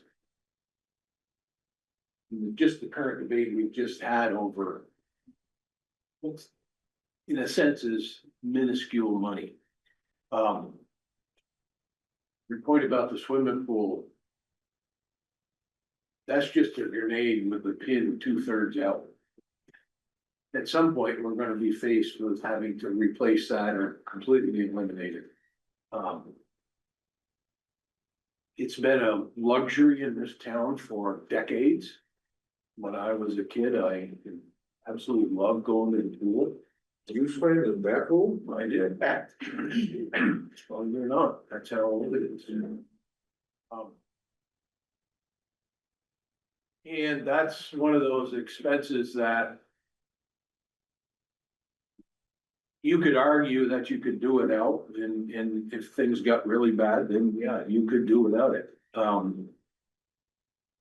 But I would think that it would, for the betterment of the kids, those are the ones that seem to enjoy it the most, or at least get the most benefit out of it. And the parents as well, because they have something that they can occupy their kid with. But what I fear is, and I've said it before, this local options tax, what it would take to double that number of revenue. It's 900,000, a little over, pushing $1 million, right? What would it take in this town to generate enough activity to come up with another $1 million worth of revenue through that one street? Which revenue you want to sell the van? Your point, yeah, exactly. We don't have, I don't think we have that capability. So what I am cautioning you about is getting in, and I've said it 100 million times, getting in over our head, where we have just completely exhausted our local options tax money. And we've got too many other things that we're trying to pay for. I'm still looking for an answer as to why, up until this year, we've had very little increases in our town's property tax rate. And I have to look back, but I don't know that there's been any time in at least the last number of years that we've gone up a 2.5% increase, a 2.5 penny increase. It's always been 2 pennies or under. And now all of a sudden, with $1 million additional infusion of revenue into our books, into our coffers, we're still looking at that kind of an increase of 2.5 pennies. So I'm wondering how come in one fell swoop, we burned through an additional $1 million in revenue, and we're still short funded. Are we just trying to solve too many problems that we've had backlogged too quickly? Have we taken on too much additional? And I won't call it a wish list, but other items that we normally don't have or don't deal with. That's eating up a good portion of that. But what I would recommend is to not overextend ourselves, and I've said it before, try to get caught up on what we already have in our lap. With a plan moving forward to maintain that, and then if there's any additional revenue beyond that, let's look at what we can do with it. Because we're gonna need every bit of this local options tax, in my book, as the pool gets older, as these buildings gets older, as our parking lot out here gets older, as, you know, just maintaining what we've got. I'm just worried that we're gonna overextend ourselves, and then we're gonna say, now what the hell do we do? You know, we get in so far over your head, like so much of the rest of the country has. I hate to see that to happen to our own town. I know it's tough. The speeding issue, as much as I wouldn't mind seeing the shit. In fact, I had somebody fly by me today when I was pulling into my yard, and I said, you're biding your time, buddy, because the sheriffs are coming, you know, and I'm all for that kind of thing. Will you ever solve the speeding problem in town? Probably not. We might slow it down a little bit, never gonna eliminate it completely. And as far as the books thing, where the hell did I see it? The payable. Accounts payable. That's another internal question. Are you talking to somebody about? And it's 0, to be clear, so we're not proposing doing that change next week. Tom initially proposed it, and I, for one, said I had feedback. Yeah, said, I don't think that's a good idea for next year, we got a lot going on, so it's not in this current draft. I guess, Chris, I'll speak personally to your proposal and just say, I hear you. I will say, for me personally, trying to get to 0 tax increase is not always a realistic, or in my opinion, prudent or responsible. Not that I want to aimlessly increase taxes for no reason, but I think we dig ourselves into a hole when we are increasing cost of living for employees, the cost of fuel and equipment every single year, that sometimes you do need to have an incremental increase. I'm not saying I'm comfortable with where we're at. We're not done budgeting. We have, I listed 5 groups coming in on the 5th. We have budget input meetings. So I'm not saying this is where we're gonna land for sure, or I'm comfortable with it, but I have to say, to me, I have concerns that I think having done 0 is an incredible thing that Waterbury has done. And I don't know that it's the model I think is most responsible moving forward, because I think you do it too much and all of a sudden we're gonna have to catch up and it's gonna be a huge increase.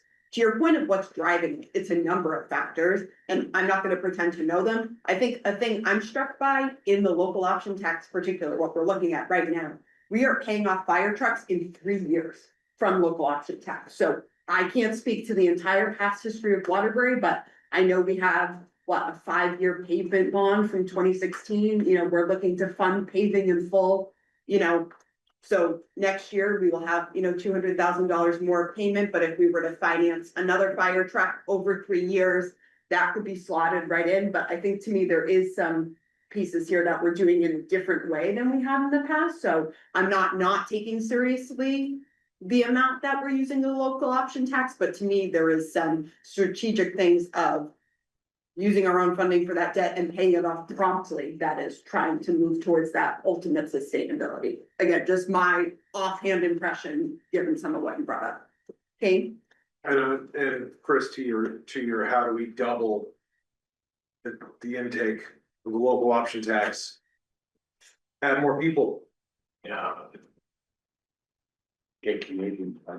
Oh, I meant, people actually live here, yeah. For some reason I knew that was gonna be your answer. Add more people. So we'll, pay our insurance too. All right, so Kane has posed a question specifically on the sheriff, but to try and get us to some points of if there's important deliberations for tonight. I guess, does anyone have objections to financing the fire tanker truck using local option tax pending revisions from Tom? Is the tanker truck in here? No, this is old, and again, I don't think it's been updated. Project. I think the proposal, from last meeting was to replace the command vehicle with the tanker truck. Agreed. Just a swap, it's gonna be net zero. So I guess. I'm hearing support for that. Do you want to vote formally on it? That was my impression as well, and that we would wait on the command vehicle. And you feel strongly about it, so if you want to make a motion to put it in, you're welcome. I'm completely supportive of adding, removing. Well, okay, I'll put it this way, I'm completely supportive of funding the tanker with the local option tax. And in this, with the but asterisk, replacing the sheriff option with the fire command vehicle.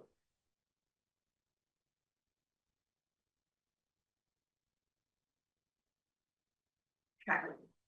So I'm gonna say we So I have- agree on the tanker that's there, so I the haven't question moved now that, is, it's just, yeah, is on the sheriff versus the fire command vehicle. Does anyone have questions, comments, thoughts on that? I think we need a second. I haven't made a motion. Oh, I did. No, I was just restating. Okay. I'll name in general, we're kind of discussing, but I welcome the motion if someone has one. Roger? In support of the $75,000 for the sheriff, I think. While this has been an interesting initiative to contract with the state police. I think there's ongoing concern about our inability to direct their activities. So that when there are concerns about people speeding on Maple Street, for example, they can't pick up the phone and say, send somebody out there. This option gives us that ability to direct the actions of the sheriffs very specifically. And it's not a, in my mind, a huge expense to test a new system of public safety. Which I think we're hearing, as Mike said, that there is a real appetite for in this community. So I think the time has come to look at that option. This gives us a chance to field test it without losing our contract with the state police. But if it works out, then it could be an alternative. Other questions or comments? I'll accept that, but I would like to find somewhere we can stuff that command vehicle, something we can take out. I also don't think. What? Is it that rickety? It's old and huge. I know, but it's gonna be old and huge for one more year and then we get another one. I'm saying with the F-350 right directly underneath it. I don't think it's. That's a public works. I think it's Right, but there's similar, like, right, we're gonna be shopping for similar trucks, two different departments. I guess my question is two different, in my opinion, two different departments is meaningful. And authorizing the purchase of a $300,000 fire truck when we have done fire truck funding every year. I've been on board for 4 years. I think it's reasonable to say you get one and not both. And so if the chief's assessment is that it can wait, I'm to agree with that. Okay, But I'll also mention, cyclicality, the risk of being personally taken out. For a community this size, we are funding 2 fire stations, and we have exceptional fire protection in this town. And I don't want to do anything to reduce that, but it is, something that we've inherited. I accept it, but it is what it is. And we really are very well equipped, from my perspective, with fire equipment, and that's part of what maintains a robust volunteer force. But I think that's just part of the reality that we're contending with.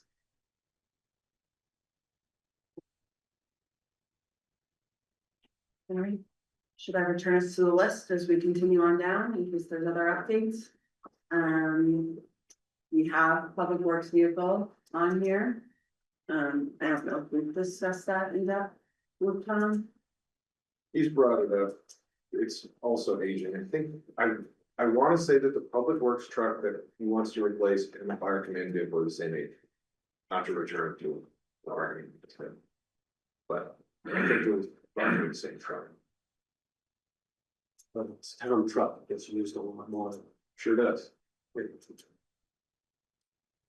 Any objections to that from board members? Seeing none. Next up, we had Randall Meadow. We just voted to authorize more funding around preparing a bond, but we also have $10,000 in here for additional other work for that. That had been a much higher number before we received the grant award. Questions, comments, input from the board or public on that? So speaking for me, I feel like at a minimum, we should have that, and I guess as we get further along, we should hire. Yeah, I mean, whatever match we need to get those to secure grants. So it concerns me the most, so. That's something that I don't want to shy away from arguing, throw money at. Anything else we'd like to say about the sheriff at this juncture? He's a super nice guy. So there's a proposal for 75,000. Is there any other notes on this right now? Right. There is $25,000 for the Stanley Lawson and Woody Avenue projects. Again, we also just received funding for Woody Avenue from CDBG DR. Any questions or comments on this? I remember Tom explaining it, but I'm at a loss for the words that he said. I'll say some, I think it's like environmental due diligence, if it's needed for CDBG. Yeah, because it's right up against piece of property that we. Something like that. Somebody in there to contribute. She done with that. Other notes or comments? We have FEMA buyouts, again, noting those are in process, but I know there's been some weird subdivision things, again, some environmental stuff. I'm unsure if this will cover abatements, which have also been possible, but I don't know. Folks have other comments.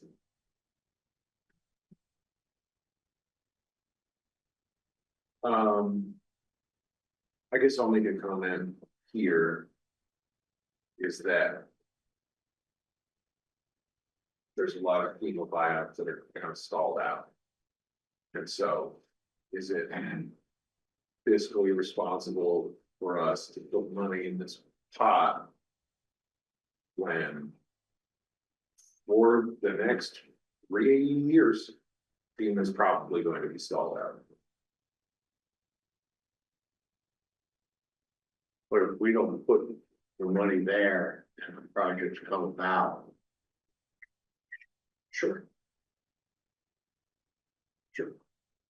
I'm sorry, can you feel what's gonna be what? Stalled out. Not out or phased out. One or the other. Like, yeah, People may not exist. yeah, that's my concern, but it's $10,000. It's not the end of the world. It's no addition. There are questions or comments? Sorry, Evan. What project is that referring to? The FEMA buyouts? Demolitions, or is there something else planned? No, I believe this specifically refers to ones in the property buyout. They had to, I believe this had worked 8 total, was it 9? Where the property owner said, I would be willing to have my property brought out. The town then has to take ownership of it. In the end, I will note, the town was actually already fortunate in that the state covered, normally there's a 25% local match, which we did not pay our budget for. The state covered that portion. For the cost, but I think there's been mostly unanticipated expenses relating to that, again, because of like environmental concerns or things before the town would take ownership.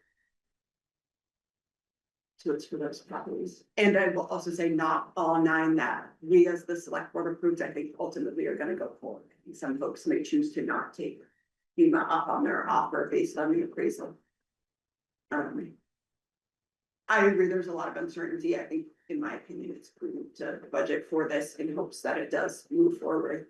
And because we did have the 25% covered, I don't think we can do it forever, but given that this batch, we already got a lot of state investment. I think if we need a little funding to get it to the finish line, and noting things like getting properties into Brella, which limits the town's liability for former brownfields, to me is like a great upfront investment.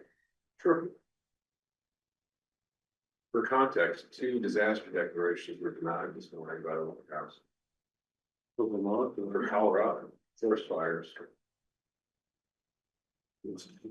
Giving money for them.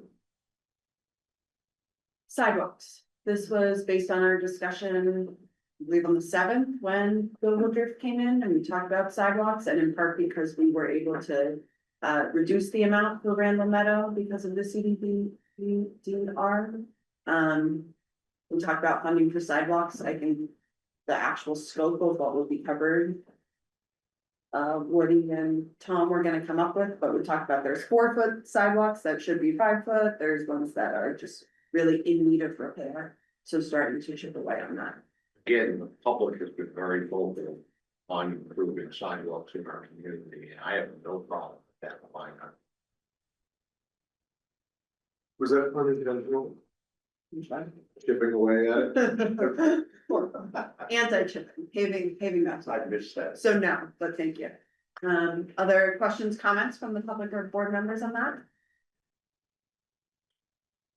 Okay, these next 2, I don't know if we've discussed about. I believe Tom proposed them earlier. It's using local option tax to pay off some debt. I believe this Union Bank loan he did float to us as a potential. And there's some notes about it here. And then I believe one is paying off the fire tower truck burden. Those 2, I could live with changes to those things, because we have the debt out there. It's just a matter of not paying off those debts, and I don't, we could ride those debts. And if we want to free up some more money for projects, there's almost $200,000 that we would have. So And pay for your command vehicle. the debt is gonna cost us. I understand that. The interest is gonna be crazy if we don't do that. I understand. 13,000 in interest alone on that Union Bank loan. I'll say that in the scale of the municipal budget, I'm not minimizing it, but I think it's more, we're also essentially taking $70,000 out of this year's budget.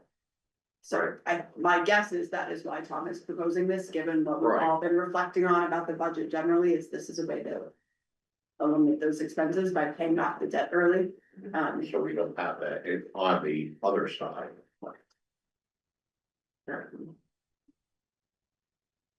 I'm open to it and open to changes. So, And this is an example of how the local option tax really does serve as a tax stabilization fund. Need that. Concerned about the tax increase. Can we do a restructure of some of those debts? To, we pay off that, I know, I see the benefit of paying it off, but. It's very common business practice to restructure debt. And, I don't wanna increase our cash flow issues, but it is a way. I'm playing devil's advocate. Do you think that the tax rate is lower now than it was when we took out those loans? I mean, it's certainly what the interest. Right. It's probably The cost of money is gonna be on. right. Money has increased, interest rates are higher. I think find out debts. As far as important to me as a person, as a someone who pays into the local option tax quite readily. What's important to me is top two, find out debt is number two. I'll consider it one too. As a some things in this tax. And doesn't want very right to go up.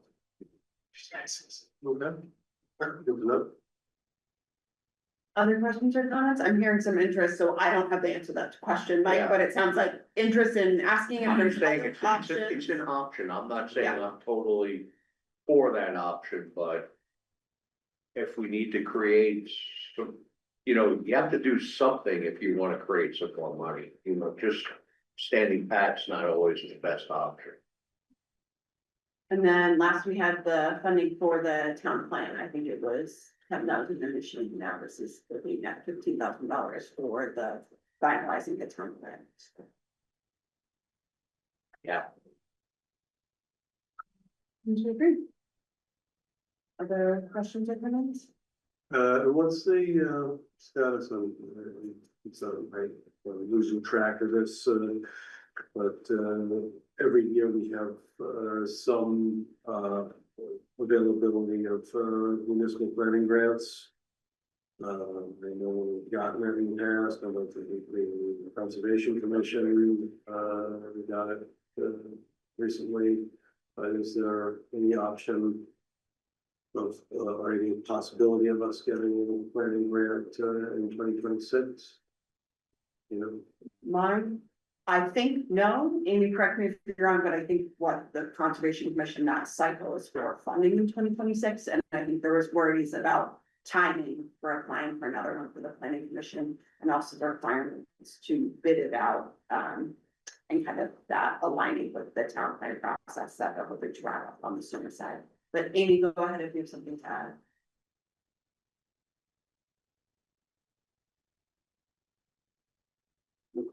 I think you're is she muted. muted? No, I'm sorry, I lost connection there. You got frozen for a bit. You said, correct me if I'm wrong, but I'm sorry, I didn't hear the rest of it. Oh, no, that's okay. Roger asked about timing for the municipal planning grant and if it was possible to get one for this year. And I said, my impression is the funding the Conservation Commission just received would be for this year via a municipal planning grant. Is that correct? In 2026, that's right. Yep. Awesome. I'm not firm on how that affects future or other planning grants. Thank you. I was figuring your. Yes, I'm stopping share. Goodbye. All I was gonna say, I was gonna propose thought experiment, I wasn't gonna make a motion or anything. That over some amount that's left over in the local option tax every year, as this fits in the bucket of tax stabilization, buying down debt, is if, say, we're left with 50,000-60,000 in the local option tax at the end of the year, is it prudent of us to put that, if it's over that amount, into the tax stabilization fund? Are we allowed to go with the Chris proposal? Not to give him credit. I will say, I think Chris Young said this. Yes, I'm noting, I guess. Because if we've got, 400,000 left over, 126 left over, 103 left over, I think it would be prudent for us to put like 50-60 grand every year if it's left over into the tax stabilization fund. Okay, so I'm noting, we kind of lose the column headers here. Amy has a hand up, but as it is, we have 2025 adopted, 2026 proposed. I think we're noting an anticipated estimated balance at the end of this year, which is part of what is working out into being able to spend as much as we are. Got it. In this 2026, I'm not negating your question, I'm just noting the draft we've seen here and just been discussing is anticipating spending. Not only what we anticipate to receive in 2026, but also some previous bounds from the Dalton tax. It does leave some remaining, so there's options. And I did find the lot policy and creating a local option tax reserve is one of the allowed uses. And we can talk tax stabilization, Mike and then Amy. So if we have some excess in some of these line items that go under budget. Can we put that in, as you mentioned, just into a reserve and use that for tax stabilization? I think that's exactly what I did. Yeah, I think that's, well, I'm just rephrasing. And I would say, I think the semantic reaction I'm having to, semantic is maybe not the right word, but we have a tax stabilization fund with a specific policy adopted by voters, and then we have like colloquially making your taxes less, and so to me, there is an important distinction over how we're doing. Are we doing it in a local option tax reserve fund, or are we putting it Right. in specifically the tax stabilization fund? I'm not gonna speak to the allowance of either, it's not my area of expertise, but I think there's distinctions and differences for both. Amy, go ahead, and then Chris, if you want to say anything, your hand's not up. I think that touches on what I was going to ask. I just want to clarify the definition of tax stabilization, one, and two, associated with my comment earlier around adding categories to this. I heard in this conversation alone where I got to be very careful about hearing the word tax and then hearing the words property tax. And I think that when I've seen some of the feedback, both either in written or in oral format, I think some folks are talking about property tax. So it might be helpful to have someone create a KPI that would be helpful here to say, here's how we think we're going to reduce taxes in this bucket, but here's how it's going to translate into property tax reduction. And I've heard that get a little twisted up here in this conversation tonight. So that's primarily why I bring that up now. Thanks, Amy. Other questions or comments? Comment about Blake's comment about restructuring debt. I'm hoping, without talking to Tom, of course, he's not here today, that there's some means to his madness for doing this. And to your point earlier, was 100% get your point about trying to hold zero increase. I think my question was more about how do we come into this year with an additional $1 million in revenue and still looking at an increase. I would have thought we would have mitigated that. I guess I just have to look back myself and then give us some conversation on to find out what all of a sudden happened that we spent an additional $1 million. It may be back to my point, there's might be some means, I'm hoping there's some means behind this madness here that by taking it on the chin a little bit early on here, that there's gonna be some financial windfalls in the next couple of years that will in fact be able to either level fund or in fact reduce a little bit by jumping into these things and hitting them hard up front and then, you know, snowballing on some type of a savings that will benefit us down the road. Or in fact, whether or not he's looking at other projects, that'd be my guess that he's probably looking at how can we get rid of some of the debt we've got so that we can have a reserve to take on something else that we've been wanting to do sooner than later. So that's you know, the unfortunate part of having not been here tonight to deal with it. Go through that with us. Thanks.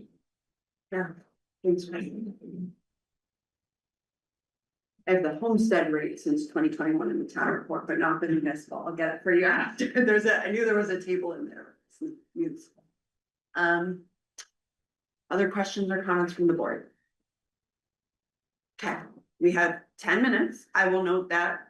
I don't know that we've appreciably changed anything, but we have had additional dialogue and conversation on this. We will note to Tom the specific changes. Let's see if I capture them correctly, but we had the update in the fire vehicle, which had been discussed previously, and then I think wanting some specific information about these loan payoffs. We also have the proposal to add a column and note which category of the local option tax policy the things correspond to. I may have missed something, feel free if folks have more.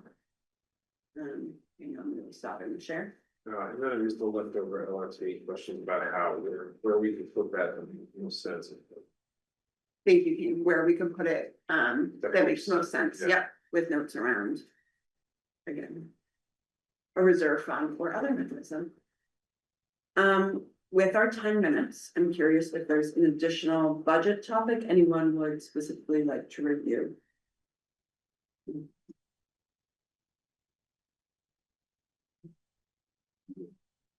Lisa. If you have a minute. Yeah. Yeah, sure. I'm just thinking about the labeling issue that you guys talked about at the beginning with the local option tax list. Last year when the Have Your Say Day presentations were done, I'm pretty sure, I was trying to look for it now, I'm pretty sure the slideshow that was done at those meetings, Tom had the list of the buckets on a slide to show what they were. And then there was this list. People are still just getting used to this. I struggle with like how to describe it and characterize it so people understand it. We have a lot of meetings around here where we have big pieces of paper up with colored dots for different workshops and things.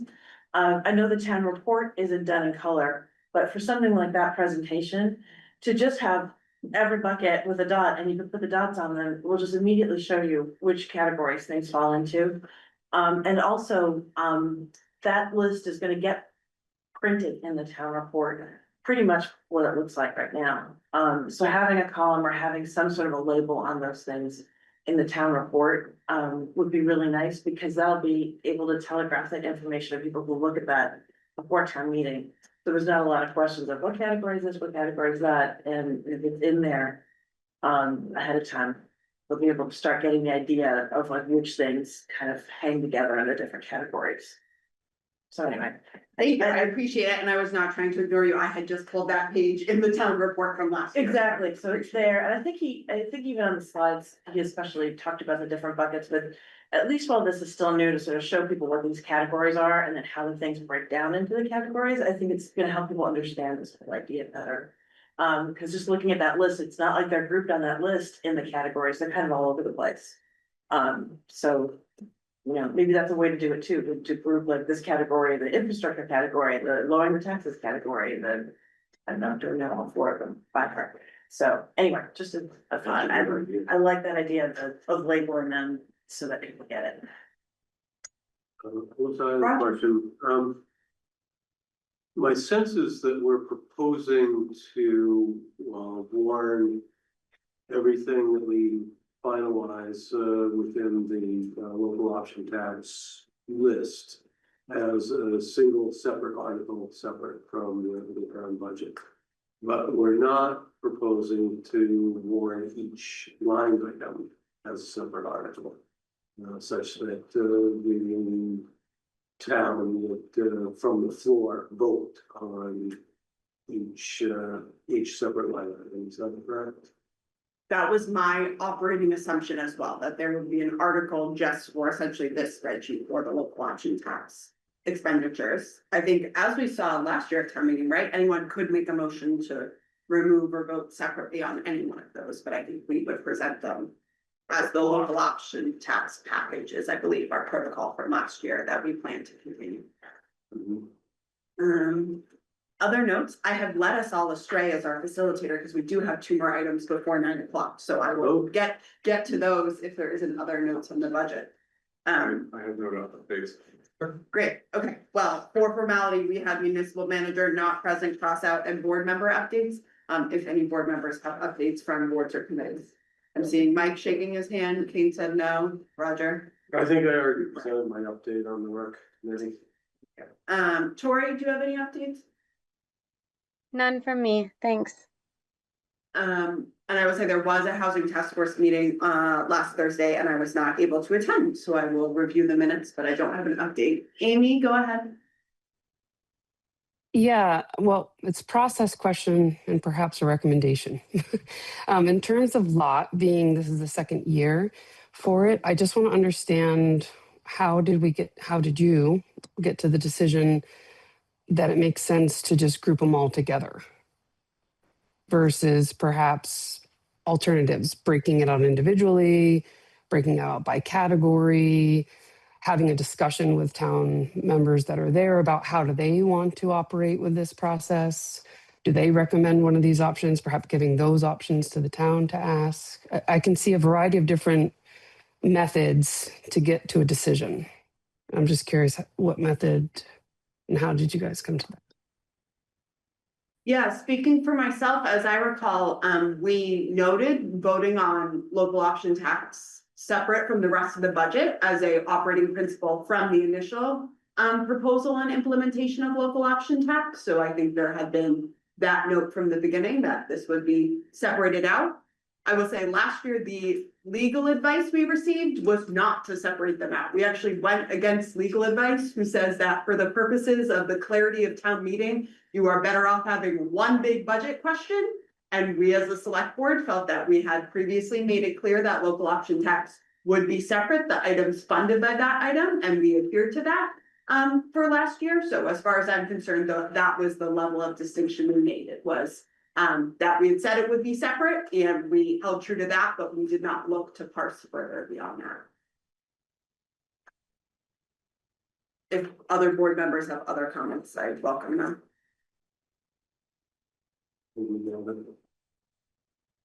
Alrighty. We are at 8:56. Would you Yep. consider an alternative option? I mean, if I consider, you're certainly welcome to raise one. I don't know that the board is going to change the process this year. Okay. Yeah, no, I think it would be best for all of the reasons that we've talked throughout the year, right? To enhance transparency, engagement, for example. And I think it might be worth putting it to the town folks in a very simplified way, multiple choice, very simple, low effort, but high impact kind of method to see how folks want to think about these items as they come in, because it is additional and it's new for both town government as well as townspeople to figure out how they want to show up to this conversation. Thank you.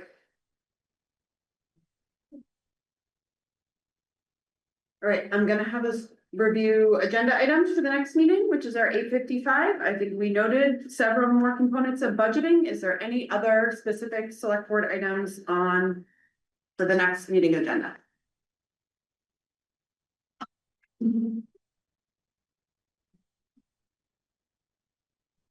Your own county natural disaster, water, see. I have all those and doing the recreation department review and the local option tax things. Plus the other funding requests we've got that are incorporated.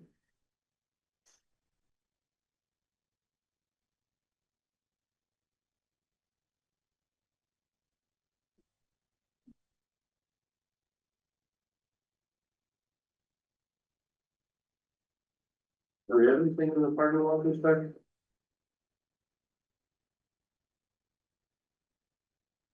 I'm gonna note, I think that's gonna be pretty close to a full meeting. I would agree with you. Yeah. I believe at the board's request, I took the parking lot off, but I would go to the last agenda where we had one and see if there was anything.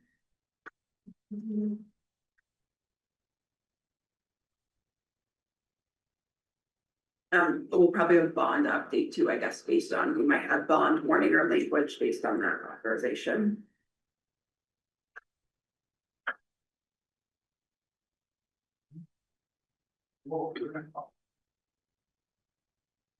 Right.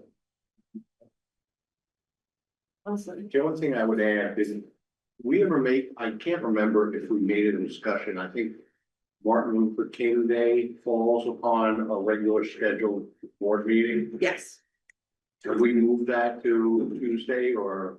yes. Thank you. And I have received, for whatever reason, multiple emails. Evidently, there is a glitch on the town website, so our January meetings are not showing. I apologize. To state, generally, the select board's regular meetings are the first, third, and fifth Monday of the month. So our next regular meeting is January 5th. We then are having special meetings on Saturday, January 10th and Monday, January 12th to do budget review off cycle. And then I believe, Mike, the conclusion had been based on feedback. Folks did not appreciate us meeting on holidays, so we would move it to Tuesday, the 20th in January. Yeah, I just didn't know if there was conflict and if that was resolved. My hope is that scheduling this far in advance, we can Okay, schedule it great. for that date, but I appreciate it. We purposely moved it off of third levels, I think, Right. to the Yeah. following Tuesday. Great. So we're now doing fund municipal operations, so I'm noting that it's time for the select board to go into executive session. We also have another board and commission who's joined the meeting, who I think needs to call their meeting to order. Do you want to do that first, Anna, in this? Sure. Calling the Waterbury Library Special Executive Session, Joint Executive Session meeting to order. It looks like we have 1, 2, 3, at least 3, 4, and counting myself, members here. I have 9:01. As well. Awesome. Thanks, Anna. So noting we have a quorum of the select board, a quorum of the library commissions. So I guess on the select board's behalf, we would be looking for a motion to enter executive session for legal counsel with the library commissioners. I move to find that premature public knowledge of personnel matter would place the town of Waterbury at a substantial disadvantage. Second. Motion by Kane, second by Roger. Any further discussion? Select board members, all those in favor, please say aye. Aye. Any opposed? Any abstentions? Okay. I move to enter executive session and invite the library commission to join. Second. Okay. Motion by Kane, we'll give the second to Roger. All those in favor, please say aye. Aye. Any opposed? Any abstention? I'm just noting for logistical reasons, sometimes the select board goes into another room. I think we need to run the Zoom in this room because we have Tori online. So we're gonna set up the waiting room and move folks into the waiting room. But before we do that, library commission, do you want to do your motions? Sure. Does anybody want to make the motion, or should I make the motion? We're a little bit less on top of our language. Yeah. You guys do this a lot more frequently than we do.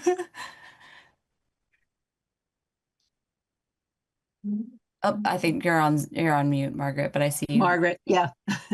Margaret's got it. She's good with the language. We've been working on this.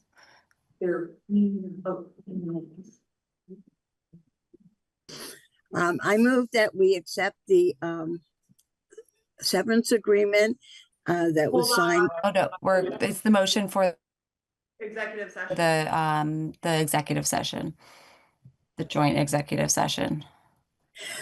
I thought that I want to move to enter executive session with the select board for personnel matter. We have to do that. Okay, so I can make this one. I move for the library commission to move into an joint executive session with the select board, and upon a finding that the premature disclosure of this information to the public would put us at a disadvantage.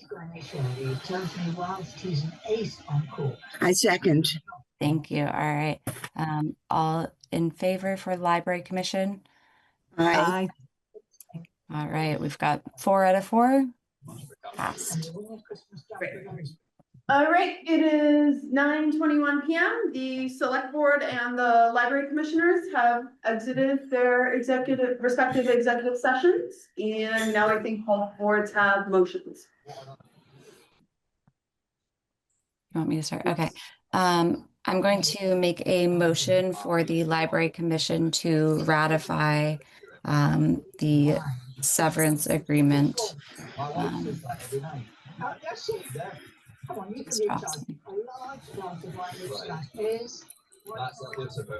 I have a second?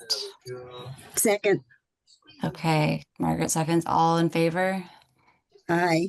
Aye. All right. Aye. We have all voted yes, so we pass. You see me with my wife's Irish. I'm I move that the select board ratify the separation agreement. And on the chair to sign. Motion by Roger, second by Kane, any further discussion? All those in favor, please say aye. Aye. Any opposed? Any abstaining? Motion is passed. I think that's all. Do we have any other business for the select board? Otherwise, I would take a motion to adjourn. I move to return this regular meeting. Special. 9:23. I will now second it. All those in favor, please say aye. Aye. Any opposed? Any abstentions? All right, we're adjourned at 9:23 p.m.